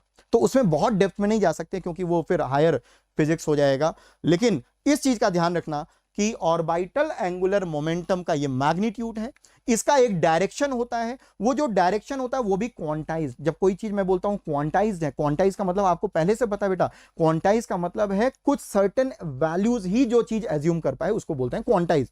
इसका स्पेस क्वांटाइजेशन, स्पेस क्वांटाइजेशन का मतलब है इस वेक्टर का जो डायरेक्शन है वो स्पेस में क्वांटाइज्ड है, मतलब कुछ फिक्स डायरेक्शंस ही वो एज्यूम कर सकता है, उसको बोलते हैं स्पेस क्वांटाइजेशन, और उसी के कॉन्सेप्ट से आता है मैग्नेटिक क्वांटम नंबर। लेकिन हम लोग उस मैथ्स में नहीं जा रहे हैं, ठीक है, हम लोग उस मैथ्स में नहीं जा रहे हैं। हमारे जो काम की चीज है, जो इलेक्ट्रॉनिक कॉन्फ़िगरेशन से रिलेटेड है, उसके बारे में बात करते हैं यहां पे। तो मैग्नेटिक क्वांटम नंबर क्या बताता, क्या है ये क्या इंफॉर्मेशन देता है? So it gives information about the orientation. Orientation का मतलब है अरेंजमेंट, है ना, अरेंजमेंट। ओरिएंटेशन का मतलब है arrangement. Orientation of what? About the orientation of orbitals in space, orbitals in space. Space का मतलब है कि एटम के चारों तरफ जो ऑर्बिटल्स का अरेंजमेंट है वो कैसा है, किस तरह से अरेंज्ड हैं, उनके बारे में हमें जानकारी देता है कौन? Magnetic quantum number. तो मैग्नेटिक क्वांटम नंबर हमें ऑर्बिटल्स का अरेंजमेंट बताता है कि स्पेस में किस तरह से ऑर्बिटल अरेंज्ड है, एक्स एक्सिस के अलोंग है, वाई के अलोंग है, जेड एक्सिस के अलोंग है, या एक्सिस के बीच में है, मतलब एग्जैक्टली ऑर्बिटल किस तरह से अरेंज्ड है स्पेस में, उसकी जानकारी आपको कौन देगा? Magnetic quantum number. कैसे डिसाइड करेंगे मैग्नेटिक क्वांटम नंबर की वैल्यूज? तो यहां पे भी बेटा अगर मैग्नेटिक क्वांटम नंबर की वैल्यूज चाहिए आपको, तो पहले एल की वैल्यूज जाननी पड़ेंगी। एल की वैल्यू डिसाइड करती है मैग्नेटिक क्वांटम नंबर की वैल्यू। सो स्मॉल एम, अब मैं एम एल नहीं लिख रहा हूं, या आप इससे भी रिप्रेजेंट कर सकते हो, इससे भी, तो एम एल चलो लिख ही लेते हैं। एम एल की जो वैल्यूज हैं बेटा वो -L से +L के बीच में होती है, including both these values, and m l is integer values होती है, ठीक है, इंटीजर वैल्यूज होती हैं। इसका मतलब है कि m की वैल्यूज -L से +L और एक एक डिफरेंस से बढ़ती जाएंगी, इंटीजर वैल्यूज। जैसे एक एग्जांपल देखो, अगर l की वैल्यू 0 है, 0 का मतलब है बेटा s सबशेल, 0 का मतलब है s सबशेल। अगर l की वैल्यू 0 है तो जरा यहां 0 रखो, -0 से +0, इसका मतलब m की वैल्यू भी क्या होगी? 0। m की वैल्यू क्या होगी? 0। m की वैल्यू 0, 0 एक वैल्यू है बेटा, m की वैल्यू 0, 0 यहां पे एक value, so this is 1 value. अब इसमें अंतर समझना, m की वैल्यू 0 है और 0 एक वैल्यू आई, m की कितनी वैल्यूज आई बेटा? एक वैल्यूज आई। ऐसे ही अगर मैं L की वैल्यू 1 बोलूं, L की वैल्यू 1 का मतलब P सबशेल, अगर P सबशेल है तो जरा M की वैल्यू -1 से +1, मतलब क्या क्या वैल्यूज आएंगी, -1 0 और +1, -1 0 और +1 कितनी वैल्यूज आई, कितनी वैल्यूज आई, 3 वैल्यूज। M की कितनी वैल्यूज आई बेटा, 3 वैल्यूज आई, 3 वैल्यूज। सिमिलरली अगर L = 2 है, 2 का मतलब D subshell, D subshell, D subshell, तो M की वैल्यू आएगी बच्चे -2 -1 0 +1 और +2। कितनी वैल्यूज आई बेटा, 5 वैल्यूज आई, 5 वैल्यूज है ना, 5 वैल्यूज आई, 1 2 3 4 5। L = 3, F subshell, F subshell अगर है तो M की वैल्यू -3 -2 -1 0 +1 +2 +3, 7 वैल्यूज। अब आप एक चीज पे ध्यान दो एक चीज पे ध्यान दो, अभी कुछ देर पहले मैंने आपको बताया था, हाँ अगर आप गौर करो, बस आप क्या मैं चाहता हूं आप यहां पे गौर करो, 2L + 1 वैल्यूज हैं, जरा देखो, L की वैल्यू 0 तो यहां 1 वैल्यू, S सबशेल में 1 वैल्यू आई, P सबशेल में 3 वैल्यूज आई, D सबशेल में 5 वैल्यूज आई और F सबशेल में 7 वैल्यूज हैं। जरा इन नंबर्स को ऑब्जर्व करो, S सबशेल में 1 वैल्यू है, P में 3 वैल्यू है, D में 5 वैल्यूज हैं, F में 7 वैल्यूज है। मतलब किसी पर्टिकुलर L के लिए M की नंबर ऑफ वैल्यूज 2L + 1 है। देखो ना, -L से +L के बीच में कितनी वैल्यूज होंगी M की, 2L + 1 वैल्यूज होंगी, 2L + 1। और आप रिकॉल करो 2L + 1, अभी थोड़ी देर पहले हमने आपको क्या बताया था, किसी भी सबशेल के अंदर मैक्सिमम नंबर ऑफ ऑर्बिटल्स, मैं पीछे वाले पेज पे चलूंगा ना तो आपको मिल जाएगा, देखो मैक्सिमम नंबर ऑफ ऑर्बिटल्स ये कहां गया,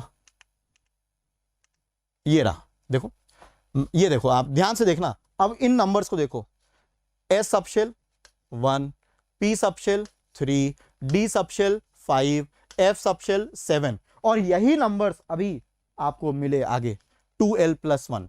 तो इसका मतलब है कि जो M की वैल्यूज हैं एक्चुअली वो हमें क्या बता रही हैं कि कितने ऑर्बिटल्स आएंगे उस पर्टिकुलर सबशेल के अंदर। जितनी M की वैल्यूज उतने ऑर्बिटल उस सबशेल के अंदर। M की 1 वैल्यू, इसका मतलब S सबशेल में 1 ऑर्बिटल। M की 3 वैल्यूज, इसका मतलब P सबशेल में 3 ऑर्बिटल्स। 5 वैल्यूज D में, तो इसका मतलब D सबशेल में 5 ऑर्बिटल्स। F सबशेल में 7 ऑर्बिटल्स, F सबशेल में 7 ऑर्बिटल्स। ठीक है, तो ये जो M की वैल्यूज हैं ये हमको ओरिएंटेशन तो बता ही रही हैं, साथ साथ हमको ये भी बता रही हैं कि कितने ऑर्बिटल्स हैं किसी पर्टिकुलर सबशेल के अंदर। इसको मैं नेक्स्ट पेज पे और आपको एक्सप्लेन करता हूं बेटा, मैं नेक्स्ट पेज पे चलूंगा और इसको थोड़ा सा और एक्सप्लेन करूंगा। जैसे अब the values of M, the values of M gives information about orientation and number of orbitals in a particular shell. For example, अगर S सबशेल की बात की जाए, L = 0 का मतलब है बेटा S सबशेल, S सबशेल, तो S सबशेल के लिए L की वैल्यू 0 हो गई, M की वैल्यू क्या आएगी 0, 0 का मतलब एक वैल्यू, एक वैल्यू का मतलब क्या है, सुनना ध्यान से, एक वैल्यू, एक का क्या मतलब है, एक से हम क्या इंटरप्रिटेशन ले सकते हैं, एक हमको क्या बताएगा, एक हमको ये बता रहा है कि S सबशेल का एक ही पॉसिबल ओरिएंटेशन है स्पेस में। ये जो 1 वैल्यू है वो हमको ये बता रहा है कि S ऑर्बिटल, S सबशेल का, S ऑर्बिटल का एक ही पॉसिबल अरेंजमेंट है स्पेस में। एक तो पहली बात हुई है, और दूसरा ये कि S सबशेल के अंदर एक ऑर्बिटल होगा। जैसे L = 0, अब एक काम करेंगे हम लोग, S सबशेल के अंदर जो S ऑर्बिटल है उसको हम लोग ऐसे, अब एक ऑर्बिटल नोटेशन बना लेते हैं, orbital box notation. Box notation ये बहुत काम का होता है, काम का मतलब है कि अब आगे से हम लोग एक बॉक्स को इस तरह से एक बॉक्स बनाएंगे, ये हमारा एक ऑर्बिटल को डिनोट करेगा, ये हमारे एक ऑर्बिटल को डिनोट करेगा, ये हमारे एक ऑर्बिटल को डिनोट करेगा। तो अगर S सबशेल है तो S सबशेल के अंदर बेटा एक ही ऑर्बिटल होगा और उसके लिए M की वैल्यू क्या होगी 0, ये हमारा S सबशेल के अंदर है। ठीक है बेटा, ये S सबशेल के अंदर है, ये हमारा एक ऑर्बिटल। अच्छा, इस एक ऑर्बिटल के अंदर मैक्सिमम कितने इलेक्ट्रॉन्स हो सकते हैं, 2, मैक्सिमम 2 इलेक्ट्रॉन, मैक्सिमम 2 इलेक्ट्रॉन। एक डिब्बे के अंदर 2 इलेक्ट्रॉन। अगर L की वैल्यू 1 है, ध्यान से सुनना, p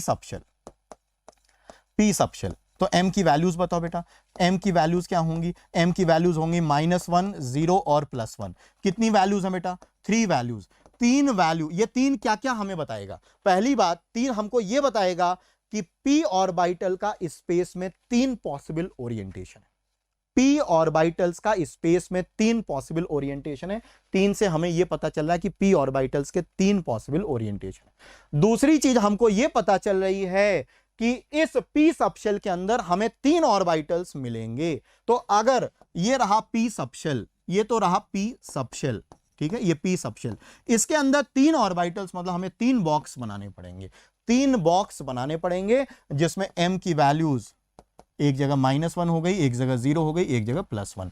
तो p सबशेल के अंदर कितने ऑर्बिटल्स हो गए? 3 ऑर्बिटल। और हर ऑर्बिटल में मैक्सिमम कितने इलेक्ट्रॉन? 2 इलेक्ट्रॉन, 2 यहां, 2 यहां, 2 यहां, तो मैक्सिमम कितने हो गए? 6 इलेक्ट्रॉन। और आपने पढ़ भी रखा पीछे, p सबशेल में मैक्सिमम 6 इलेक्ट्रॉन। सिमिलरली बेटा L is equal to d subshell, d subshell के लिए m की वैल्यू -2, -1, 0, +1 और +2 है ना। कितनी वैल्यूज आई बेटा? 5 वैल्यूज। तो 5 वैल्यूज हमको क्या बता रही? 5 वैल्यूज। पहली इंफॉर्मेशन तो ये है कि d ऑर्बिटल को स्पेस में आप 5 तरीके से रख सकते हो, मतलब 5 पॉसिबल ओरिएंटेशंस हैं d ऑर्बिटल के स्पेस में।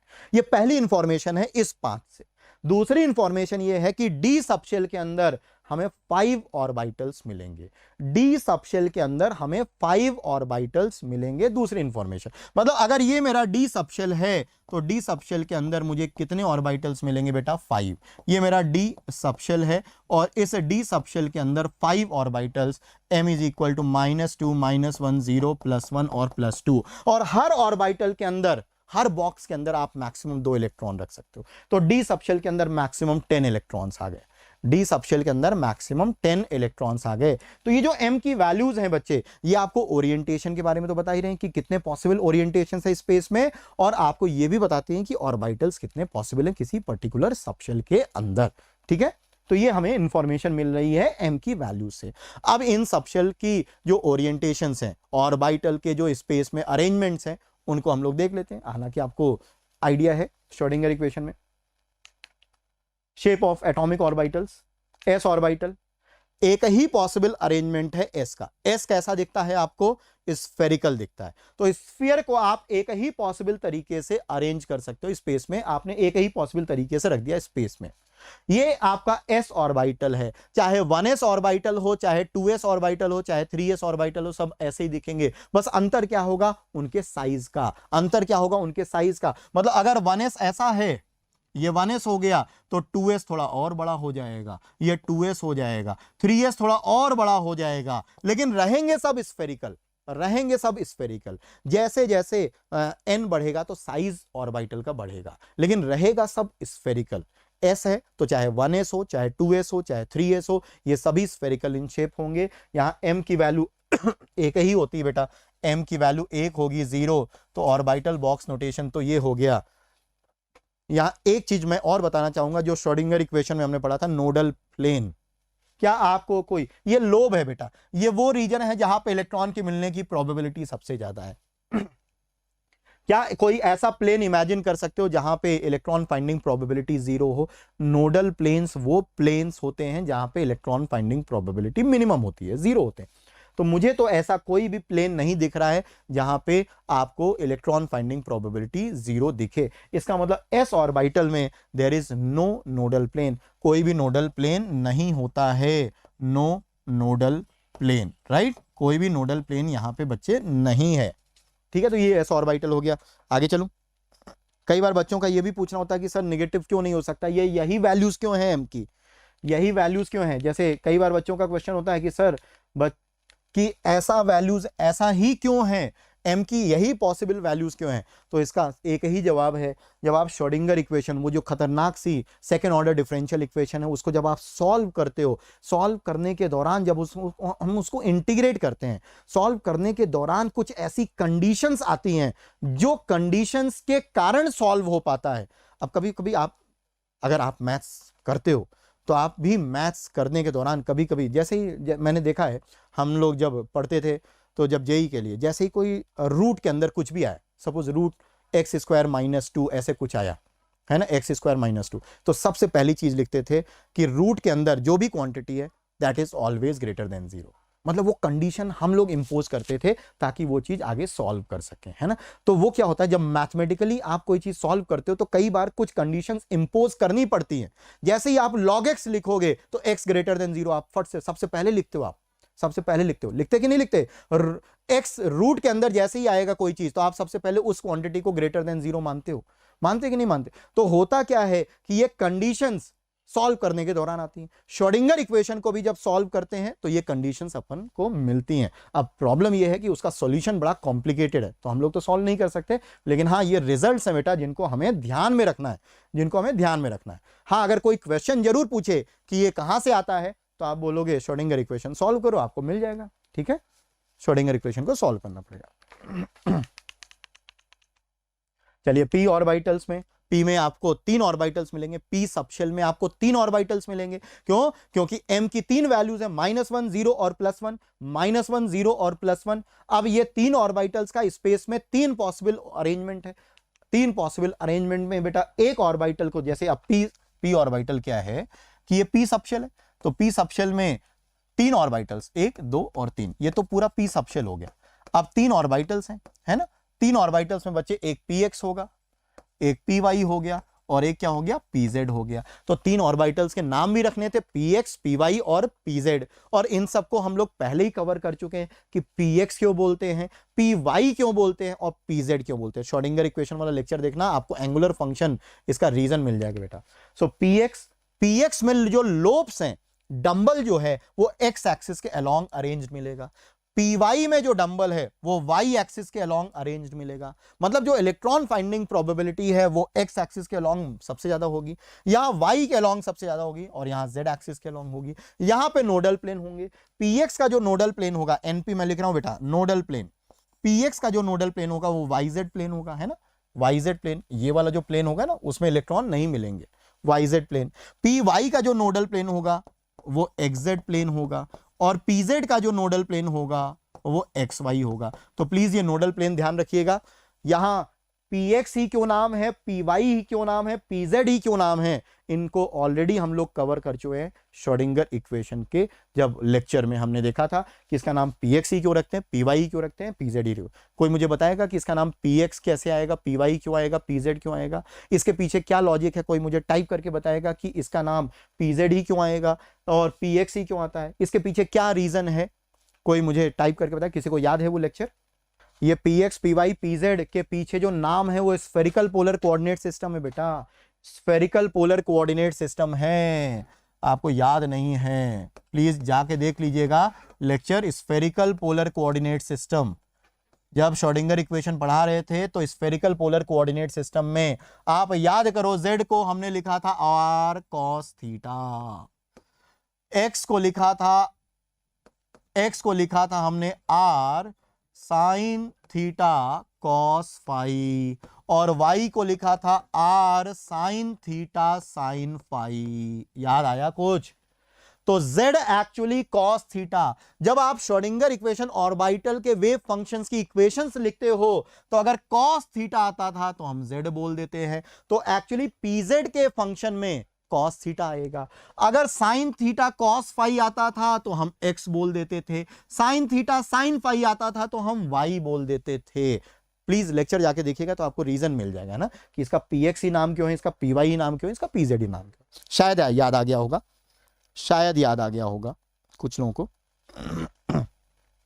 ठीक है, तो m की 3 वैल्यूज, तो हमारे पास 3 p में ऑर्बिटल्स, p सबशेल के लिए m की 3 वैल्यूज, तो ये 3 ऑर्बिटल्स हो गए। तीनों के अलग अलग नाम है, नोडल प्लेन ये है।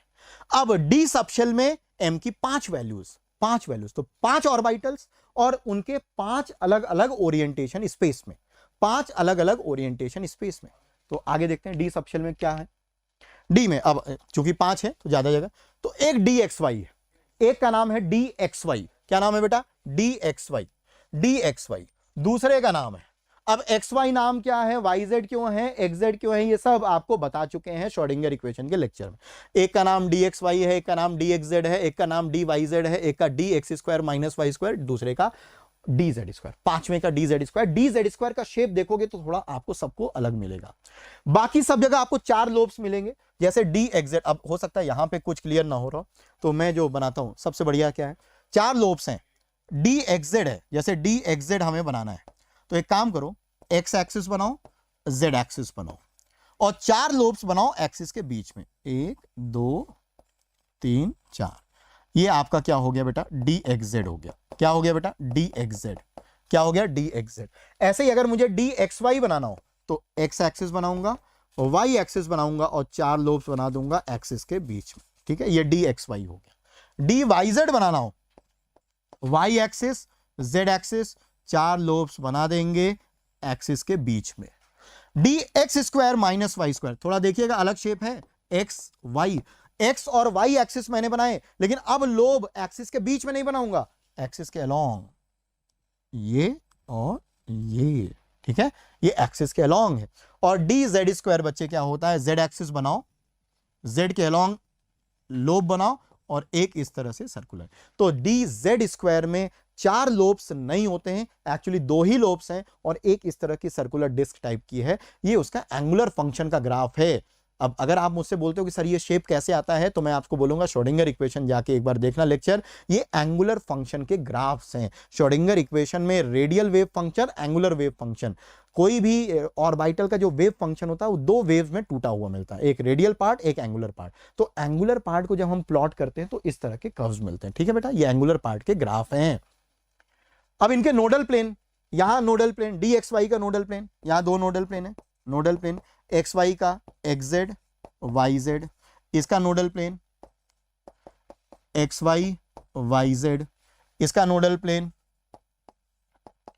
एक्स वाई एक्स जेड, इसका नोडल प्लेन। अब यहां 2 नोडल प्लेन हैं, लेकिन इनकी इक्वेशंस मतलब आप उतनी आसानी से नहीं लिख पाओगे, क्योंकि यहां पे क्या है बेटा कि 2 ये इस तरह से नोडल प्लेन है, एक ये नोडल प्लेन है, एक ये नोडल प्लेन है, ये 45 डिग्री पे बेंट है, ये 45 डिग्री है ना, ये एक ये नोडल प्लेन है, एक ये तो 2 नोडल प्लेन हैं, लेकिन आप उनकी इस तरह से नाम नहीं लिख पाओगे। अगर आपसे फिर भी कोई पूछे कि नाम क्या है प्लेन का, तो जब आप 3 डायमेंशन मैथ्स में पढ़ोगे 3D, तो इस प्लेन का नाम x minus y is equal to 0 और इस प्लेन का नाम है x plus y is equal to 0, इस प्लेन का नाम है x plus y is equal to 0, इस प्लेन का नाम है x minus y is equal to 0। और ये 2 नोडल प्लेन है जो कि एक्सिस से 45 डिग्री पे इंक्लाइंड है, एक्सिस से 45 डिग्री पे इंक्लाइंड। डी जेड स्क्वायर में कोई भी नोडल प्लेन नहीं है, so no nodal plane, no nodal plane. यहां पे 2 नोडल कोन होते हैं इस तरह से, और इसके पीछे भी रीजन वही है, angular wave function Schrodinger equation का। ये 2 नोडल कोन है, 2 नोडल कोन, आप समझ लो कि एक कॉर्नेटो ऐसे, एक कॉर्नेटो नीचे। तो ये जो नोडल सरफेस है, ये जो कोनिकल सरफेस है, ये जो कोन का सरफेस है, जो सरफेस है कोन का, वो नोडल सरफेस है। तो यहां कोई नोडल प्लेन तो नहीं होता, लेकिन 2 नोडल कोनिकल सरफेस होते हैं, 2 कोनिकल नोडल सरफेस, एक ऊपर कोन और एक नीचे वाला कोन, एक ऊपर वाला कोन है और एक नीचे वाला कोन है। तो अगर कोई आपसे पूछे कि डी जेड स्क्वायर में कितने नोडल प्लेन हैं, तो आप बोलोगे कोई भी नोडल प्लेन नहीं है। हाँ, ये जरूर है कि 2 नोडल सरफेस। अब प्लेन और सरफेस में आपको अंतर मालूम है, प्लेन और सरफेस में आपको अंतर मालूम है। क्या हर सरफेस प्लेन है? क्या हर सरफेस प्लेन है? The answer is no. क्या हर प्लेन सरफेस है? बिल्कुल है, हर प्लेन सरफेस तो है, लेकिन हर सरफेस एक प्लेन होगा ऐसा जरूरी नहीं, क्योंकि कर्व सरफेस भी हो सकता है। सरफेस तो किसी भी शेप का हो सकता है, कैसा भी उसका ओरिएंटेशन हो सकता है, अरेंजमेंट हो सकता है, लेकिन प्लेन तो प्लेन है, ठीक है। तो यहां 2 कोनिकल सरफेस हैं जो कि आपके नोडल सरफेस है, ठीक है। यहां तक ये जो डी के 5 ऑर्बिटल्स हैं, इनका शेप याद रखिएगा। अच्छा, अगर मैं आपसे पूछूं कि डी ऑर्बिटल में कितने नॉन एक्सियल ऑर्बिटल्स हैं, टोटल 5 डी ऑर्बिटल्स हैं। मेरा आपसे क्वेश्चन है कितने, उन 5 में कितने non axial D orbitals. Non axial का मतलब है जिनमें इलेक्ट्रॉन फाइंडिंग प्रोबेबिलिटी एक्सिस के अलोंग ना मिले। नॉन एक्सियल का मतलब है जिनमें इलेक्ट्रॉन फाइंडिंग प्रोबेबिलिटी एक्सिस के अलोंग नहीं मिलती है। तो कितने नॉन एक्सियल हैं इन 5 में, कितने नॉन एक्सियल? आशुतोष का कहना है 3। बहुत बढ़िया। ये 3 नॉन एक्सियल कौन से बेटा? ये वाले देखो, ये वाले जो तीनों हैं ये नॉन एक्सियल है। क्या है बेटा? Non axial. नॉन एक्सियल का मतलब है यहां पे जो इलेक्ट्रॉन की मिलने की प्रोबेबिलिटी वो एक्सिस के अलोंग नहीं है, बल्कि एक्सिस के बीच में। देखो ना, एक्सिस के बीच में। एक्सिस के अलोंग जाओगे तो इलेक्ट्रॉन नहीं मिलेगा, एक्सिस के अलोंग जाओगे तो इलेक्ट्रॉन नहीं मिलेगा। लेकिन ये वाले जो दोनों हैं ये एक्सियल है। एक्सियल का मतलब है यहां पे आप एक्सिस के अलोंग जाओगे तो इलेक्ट्रॉन मिलेगा, एक्सिस के अलोंग जाओगे तो इलेक्ट्रॉन मिलेगा। तो out of 5 d orbitals 3 are non-axial and 2 are axial। ये सब चीजें ध्यान रखिएगा, आगे बॉन्डिंग में जरूरत पड़ेगी। 5 d ऑर्बिटल्स में 3 ऐसे d ऑर्बिटल्स हैं जो नॉन एक्सियल होते हैं, 2 ऐसे d ऑर्बिटल्स हैं जो एक्सियल होते हैं। p ऑर्बिटल सारे ही एक्सियल होते हैं, क्योंकि p में x के अलोंग, y के अलोंग, z के अलोंग, px, py, pz। तो p ऑर्बिटल सारे ही एक्सियल हैं, d ऑर्बिटल सारे एक्सियल नहीं होते हैं, 2 ही एक्सियल होते हैं। ये दोनों एक्सियल हैं और बाकी तीनों नॉन एक्सियल। इन सब की जरूरत पड़ेगी केमिकल बॉन्डिंग में, क्योंकि वहां चीजों को जब एक्सप्लेन करेंगे तो इन चीजों को बोलेंगे, और अगर आप यहां ध्यान से नहीं सुनोगे फिर वहां पे आपको समझ में नहीं आएगा कि एक्सियल नॉन एक्सियल का मतलब क्या है। ठीक है, इन सारी चीजों को बहुत ध्यान से सुनिएगा, आगे सब ये इंटर रिलेटेड हैं। जो भी चीजें मैं यहां पे बोल रहा हूं आगे उनको यूज करने वाला हूं, और सारी चीजें तभी समझ में आएंगी जब आप बहुत ध्यान से इन चीजों को समझते चलोगे। ठीक है बेटा, तो ये सारी बातें थी। आप बोल सकते हो मैग्नेटिक क्वांटम नंबर के बारे में। हम लोग मैग्नेटिक क्वांटम नंबर के बारे में बात की, एफ सबशेल के शेप के बारे में हमें जरूरत नहीं यहां पे जाने की। ठीक है, आगे आ जाते हैं स्पिन क्वांटम नंबर पे। बहुत सारी आपकी मिथ्स में यहां पे दूर करूंगा स्पिन क्वांटम नंबर में। Final 4th quantum number is spin quantum number. Spin quantum number, अब स्पिन क्वांटम नंबर को एस से डिनोट करते हैं, एस से डिनोट करते हैं। यहां कंफ्यूजन नहीं होना चाहिए बेटा। अब यहां पे मैं बहुत कॉन्सेप्चुअल चीजें आपको बताने जा रहा हूं जिसमें बहुत बच्चे बहुत कंफ्यूज रहते हैं, और कंफ्यूजन अननेसेसरी बुक्स भी क्रिएट करते हैं, टीचर्स भी क्रिएट करते हैं। स्पिन क्वांटम नंबर की अगर मैं बात करूं तो स्पिन क्वांटम नंबर का जो कॉन्सेप्ट था 1925 में, है ना, 1925 में 2 डच साइंटिस्ट, उलनबेक, ये एन है, LENBEC की, उलनबेक एंड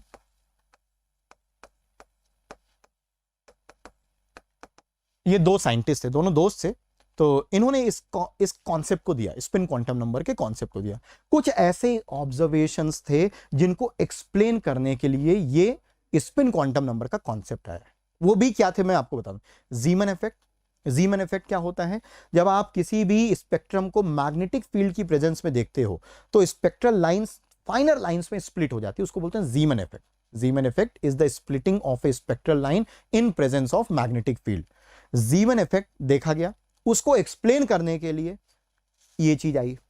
फिर एक और है स्पेक्ट्रम, फाइन स्पेक्ट्रम, बामर सीरीज के फाइन स्पेक्ट्रम को देखने के लिए। बामर सीरीज को जब अच्छे रेजोल्यूशन, बामर सीरीज आपको मैं पढ़ा चुका हूं बोर्स थ्योरी में, हाइड्रोजन स्पेक्ट्रम में। बामर सीरीज के जब हाई रेजोल्यूशन के माइक्रोस्कोप्स आने लगे तो जब उन्हीं स्पेक्ट्रम को देखा जाने लगा तो ये देखा जाने लगा कि जो लाइंस पहले हमें एक लाइन दिखती थी, लाइन स्पेक्ट्रम में जो हमें एक लाइन दिख रही, एक्चुअली वो बहुत छोटी छोटी फाइन लाइंस में डिवाइडेड है, उसको बोलते हैं फाइन स्पेक्ट्रम। तो फाइन स्पेक्ट्रम जीमन इफेक्ट को एक्सप्लेन करने के लिए इन दोनों लोगों ने स्पिन क्वांटम नंबर का कॉन्सेप्ट दिया 1925 में। जिस साल ये कॉन्सेप्ट आया तो उस साल बहुत लोग इससे सहमत नहीं थे, लेकिन हां, इसके कॉन्सेप्ट आने से वो जितने भी इफेक्ट्स थे, जीमन इफेक्ट और फाइन स्पेक्ट्रम, जो भी स्पेक्ट्रम से रिलेटेड एनोमलीज थी, वो सब दूर हो गई, सब दूर हो गई इसके कॉन्सेप्ट से। इन्होंने क्या कहा? इन्होंने बहुत एक छोटी सी बात कही। इन्होंने कहा कि स्पिन, जो इलेक्ट्रॉन है, उसकी एक इंट्रिंसिक स्पिन होती है। सो इन्होंने बहुत सिंपल सी एक बात कही, an electron has an intrinsic spin. इसका क्या मतलब है? इसका मतलब है इलेक्ट्रॉन अपनी एक्सिस पे स्पिन करता है, और इंट्रिंसिक है। इंट्रिंसिक का मतलब, कोई मुझे इंट्रिंसिक का मतलब बताएगा? इंट्रिंसिक स्पिन मतलब ये स्पिन, इंट्रिंसिक का मतलब आप ऐसे समझो, जो चीज बाय बर्थ मिली हो, मतलब इलेक्ट्रॉन अगर एग्जिस्ट कर रहा है तो वो अपनी एक्सिस पे तो स्पिन करेगा ही करेगा। रुका हुआ इलेक्ट्रॉन तो आपको कभी जीवन में नहीं मिलेगा। इलेक्ट्रॉन की स्पिन इंट्रिंसिक होती है, मतलब उसको बाय बर्थ मिली होती है। उसको आप ऐसे समझ सकते हो, जैसे सपोज इसको आप ऐसे समझो, कैसे मैं इसको बताऊं, जैसे जैसे जैसे जैसे पंखा है ना, फैन है, तो फैन घूम रहा है, फैन अभी घूम रहा है जब तक उसमें करंट आ रहा है, जब तक हमने स्विच ऑन कर रखा है फैन घूम रहा है। हमने स्विच बंद किया, फैन का स्पिन बंद हो गया। फैन का स्पिनिंग मोशन तभी तक है जब तक उसमें करंट आ रही है, मतलब जब तक एक कंडीशन मैंने उस पर अप्लाई कर रखी है। लेकिन इलेक्ट्रॉन बाय बर्थ, इलेक्ट्रॉन के ऊपर कोई कंडीशन नहीं। आप इलेक्ट्रॉन के ऊपर कोई कंडीशन लगाओ, उसकी स्पिन तो रहेगी रहेगी, मतलब वो बाय बर्थ मिली हुई। बाय बर्थ को उसके आप ऐसे समझ सकते हो, जैसे एक छोटा बच्चा होता है, जैसे हम लोग हैं, हम कुछ चीज सीखते हैं, है ना, और कुछ चीज हमें नेचुरल बाय बर्थ मिली होती है। जैसे आजकल मेरे घर में छोटा बच्चा है, तो मैं देखता हूँ रोने की जो वो है, मतलब जो क्राइंग एबिलिटी है, जो एबिलिटी टू क्राई है, वो बाय बर्थ बच्चे को मिलती है। लेकिन पढ़ने लिखने की आदत, ये हम लिख पाते हैं, ये हम सीखते हैं, ये हम सीखते हैं। हम लिख पा रहे हैं, हम मेरे लिखने की, मैं लिख पाता हूं, मेरे अंदर राइटिंग एबिलिटीज हैं, क्या ये मेरी इंट्रिंसिक एबिलिटी है? मेरे अंदर राइटिंग एबिलिटीज क्या मेरी इंट्रिंसिक, क्या मुझे बाय बर्थ मिली हुई है? The answer is no. लेकिन क्राइंग एबिलिटी कोई मुझे सिखाएगा नहीं कि कैसे रोना है, वो बाय बर्थ मिली। तो इंट्रिंसिक का मतलब है बेटा कि इलेक्ट्रॉन के अंदर इंट्रिंसिक स्पिन, मतलब इलेक्ट्रॉन जब भी मिलेगा तो घूमता हुआ मिलेगा, वो आपको घूमता हुआ मिलेगा, रुका हुआ इलेक्ट्रॉन नहीं मिलेगा। तो इसको बोलते हैं इंट्रिंसिक स्पिन। इंट्रिंसिक स्पिन बहुत बवाल हुआ था जब ये आया था। बवाल का मतलब है कि जब इसका कॉन्सेप्ट आया तो काफी लोगों ने इसका अपोज किया। एक्चुअली क्या होता है कि अगर इस कॉन्सेप्ट को हम लोग मानते हैं, तो अगर आप थोड़ी सी फिजिक्स पढ़े हो, और मैं जाऊं उसमें ना जाऊं, फिजिक्स पता नहीं आप कितनी पढ़े हो, एंगुलर मोमेंटम आई ओमेगा होता है ना, l is equal to I omega. I moment of inertia होता है, आई मोमेंट ऑफ इनर्शिया होता है। अब मान लो इलेक्ट्रॉन को थोड़ी देर के लिए हम लोग मान लेते हैं कि एक छोटा सा स्फीयर है, तो मोमेंट ऑफ इनर्शिया स्फीयर का होता है 2/5 mr² इंटू ओमेगा, ठीक है। तो ये उसकी एंगुलर मोमेंटम है, एंगुलर मोमेंटम। अब एंगुलर मोमेंटम मेजरेबल है, इलेक्ट्रॉन का एंगुलर मोमेंटम, हम स्पिन एंगुलर मोमेंटम हम लोग मेजर कर पाते हैं, और मेजरेबल है, मतलब हमारे इंस्ट्रूमेंट्स उसको मेजर कर लेते हैं, उसकी वैल्यू काफी अच्छी खासी होती है, इसकी वैल्यू अच्छी होती है। इलेक्ट्रॉन का रेडियस 10⁻⁻16 मीटर, -15-16 मीटर के ऑर्डर का होता है। इलेक्ट्रॉन का मास 10⁻⁻31 है ना, -31 kg। मतलब आप समझो इस चीज को, ये 10⁻⁻16 का स्क्वायर है, ये 10⁻⁻31, तो ये quantity is very very very less, very very very less. अब ये वाली क्वांटिटी अच्छी खासी है जो कि हम लोग मेजर कर पाते हैं, ये बहुत कम है। इसका मतलब जो एंगुलर वेलोसिटी है वो बहुत ज्यादा होती है, इतनी ज्यादा कि वो स्पीड ऑफ लाइट की भी कई मल्टीपल टाइम्स होती है। अब यहां पे एक प्रॉब्लम है कि लाइट की स्पीड को तो हम लोग अल्टीमेट स्पीड मानते हैं, और हमारी एंगुलर वेलोसिटी, वो जो इलेक्ट्रॉन घूम रहा है उसकी एंगुलर वेलोसिटी लाइट की स्पीड से कहीं ज्यादा है। तो यहां पे एक दिक्कत थी। तो जो कई ऐसे फिजिसिस्ट थे जो कि इस कॉन्सेप्ट को नहीं मान रहे थे, कह रहे थे ठीक है, मानने से कुछ चीजें स्पेक्ट्रम की एक्सप्लेन जरूर होती है, लेकिन इसका क्या करेंगे, एंगुलर वेलोसिटी लाइट की स्पीड से कहीं ज्यादा हो रही है। तो यहां पे बड़े बवाल हुए था। और फिर 1929 में Paul Dirac, the great scientist Paul Dirac, है ना, इन्होंने कहा कि ये जो आप अप्लाई कर रहे हो L is equal to I omega, ये इलेक्ट्रॉन पे अप्लाई नहीं होगा। अब इसमें कैसे, कई लोग इस पे प्रश्न करेंगे क्यों नहीं अप्लाई होगा। क्यों, जरूरी नहीं है। क्लासिकल मैकेनिक्स, ये क्लासिकल फिजिक्स का कॉन्सेप्ट है आई ओमेगा। क्लासिकल फिजिक्स का कॉन्सेप्ट, इलेक्ट्रॉन जितने छोटे पार्टिकल पे आप अप्लाई करो तो ऐसा जरूरी नहीं कि वो कॉन्सेप्ट अप्लाई होगा, ठीक है। कोई एक नियम एक पर्टिकुलर डोमेन में अगर अप्लाई हो रहा है तो दूसरे डोमेन में भी अप्लाई होगा, ऐसा बिल्कुल भी जरूरी नहीं है। तो पॉल डिराक ने कहा इसमें लड़ने की जरूरत नहीं है ना। तो ये स्पिन क्वांटम नंबर का कॉन्सेप्ट एक तरह से वैलिडेट हो गया कि भाई एग्जिस्ट करता है। अब यहां पे स्पिन क्वांटम नंबर और मैग्नेटिक स्पिन क्वांटम नंबर में अंतर है बेटा। स्पिन क्वांटम नंबर की एक ही वैल्यू होती है हाफ, एक ही वैल्यू होती है हाफ। स्पिन क्वांटम नंबर की एक ही वैल्यू होती है हाफ, लेकिन आप पढ़ोगे कि स्पिन क्वांटम नंबर की दो वैल्यूज होती हैं, एक प्लस हाफ एक माइनस हाफ। वो स्पिन क्वांटम नंबर की वैल्यू नहीं है, वो मैग्नेटिक स्पिन क्वांटम नंबर की वैल्यू है। जैसा मैंने बोला था कि angular momentum, orbital angular momentum का स्पेस क्वांटाइजेशन होता है, वैसे स्पिन एंगुलर मोमेंटम का भी स्पेस क्वांटाइजेशन होता है, और वहां से हमें दो स्पिन डायरेक्शंस मिलती हैं। तो एक्चुअली आप देखोगे बुक्स में लिखा हुआ मिलेगा कि एक क्लॉकवाइज रोटेट कर सकता है, एक एंटी क्लॉकवाइज। सब फालतू बातें बेटा, सब फालतू बातें हैं। वो उसका उससे क्लॉकवाइज एंटी क्लॉकवाइज से कोई लेना देना नहीं है, कोई लेना देना नहीं। एक्चुअली स्पेस क्वांटाइजेशन से मैग्नेटिक स्पिन क्वांटम नंबर की दो वैल्यूज आते हैं। तो याद रखना, magnetic spin quantum number, magnetic spin quantum number, इसको हम लोग डिनोट करते हैं ms से। किससे डिनोट करेंगे बेटा? ms से। ms से। s की तो एक ही, स्पिन क्वांटम नंबर की सिर्फ एक ही वैल्यू होती है हाफ, स्पिन क्वांटम नंबर की सिर्फ एक ही वैल्यू होती है हाफ, लेकिन ms की दो वैल्यूज होती हैं बेटा, एक प्लस हाफ और एक माइनस हाफ। तो हम लोग जो एक्चुअल में पढ़ते हैं वो ये पढ़ते हैं, मैग्नेटिक स्पिन क्वांटम नंबर। अब दोनों में बहुत डिफरेंस है, लेकिन दोनों अक्सर मर्ज कर दिए जाते हैं, अक्सर मर्ज कर दिए जाते हैं due to lack of knowledge. Due to lack of knowledge दोनों को अक्सर मर्ज कर देते हैं कि स्पिन क्वांटम नंबर दो वैल्यूज होती हैं, plus half minus half, clockwise anti clockwise. अब फिर से मैं बहुत डिटेल में नहीं जाना चाहता हूं, क्योंकि एकदम सेपरेट 1 घंटे का टॉपिक हो जाएगा अगर मैं स्पेस क्वांटाइजेशन में जाता हूं। स्पिन एंगुलर मोमेंटम का भी एक स्पेस क्वांटाइजेशन होता है, और उस स्पेस क्वांटाइजेशन के जरिए हमें मैग्नेटिक स्पिन क्वांटम नंबर की दो वैल्यूज मिलती हैं। एक्चुअली स्पेस में उसके दो पॉसिबल ओरिएंटेशंस मिलते हैं, एक प्लस हाफ के करस्पॉन्डिंग, एक माइनस हाफ के करस्पॉन्डिंग। तो अब आप प्लीज ध्यान रखिएगा, कोई आपसे पूछता कि स्पिन क्वांटम नंबर की कितनी वैल्यूज हैं, तो आप बोलोगे एक ही value half. Magnetic spin quantum number की कितनी वैल्यूज हैं? दो वैल्यूज हैं, एक प्लस हाफ और एक माइनस हाफ, एक प्लस हाफ और एक माइनस हाफ। और इसको हम लोग डिनोट कैसे करते हैं? हम लोग एक्चुअली स्पिन अप और स्पिन डाउन, एक को बोलेंगे स्पिन अप, एक को बोलेंगे स्पिन डाउन। इलेक्ट्रॉन को हम लोग अब ऐसे इस तरह से शो करेंगे, तो एक को स्पिन अप बोल दिया।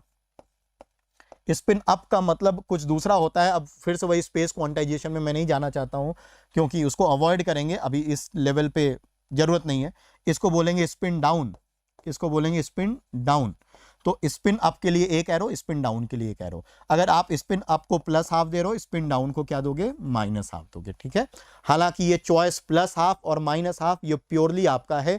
आप हो सकता है स्पिन अप वाले को माइनस हाफ दोगे तो दूसरे वाले को प्लस हाफ, लेकिन एक कन्वेंशन फिक्स कर लो तो उसी को आप फॉलो करो। अगर आप ऊपर वाले को प्लस दे रहे हो तो नीचे वाले को माइनस देना पड़ेगा, अगर आप ऊपर वाले को माइनस दे रहे हो तो नीचे वाले को प्लस देना पड़ेगा। तो स्पिन क्वांटम नंबर का जो कॉन्सेप्ट आया वो काफी लेट आया और काफी कंट्रोवर्शियल था शुरू में, लेकिन दिक्कत हमारे साथ ये है कि कितनी भी कंट्रोवर्सी हो, अगर आप इसको मानते हो तभी चीजों को एक्सप्लेन कर पाते हैं, अदरवाइज हम लोग एक्सप्लेन नहीं कर पाते। तो ये स्पिन क्वांटम नंबर का कॉन्सेप्ट है, और अब हमारे पास दो मैग्नेटिक स्पिन क्वांटम नंबर की वैल्यूज हैं, एक प्लस हाफ और एक माइनस हाफ। अगर कोई ये कहता है कि इलेक्ट्रॉन की दो पॉसिबल स्पिन डायरेक्शंस हो सकती हैं, एक क्लॉकवाइज एक एंटी क्लॉकवाइज, इस कारण से एक प्लस हाफ एक माइनस हाफ, ये सब फालतू बातें बेटा, उनमें आप नहीं फंसोगे नहीं, है ना, क्योंकि वो इलॉजिकल है, इलॉजिकल है, वो सिर्फ अपनी सुविधा के लिए है। बाकी तो स्पेस क्वांटाइजेशन से ये वैल्यूज आती है ना, तो मैं लिख सकता हूं इसको स्पेस क्वांटाइजेशन से आती हैं,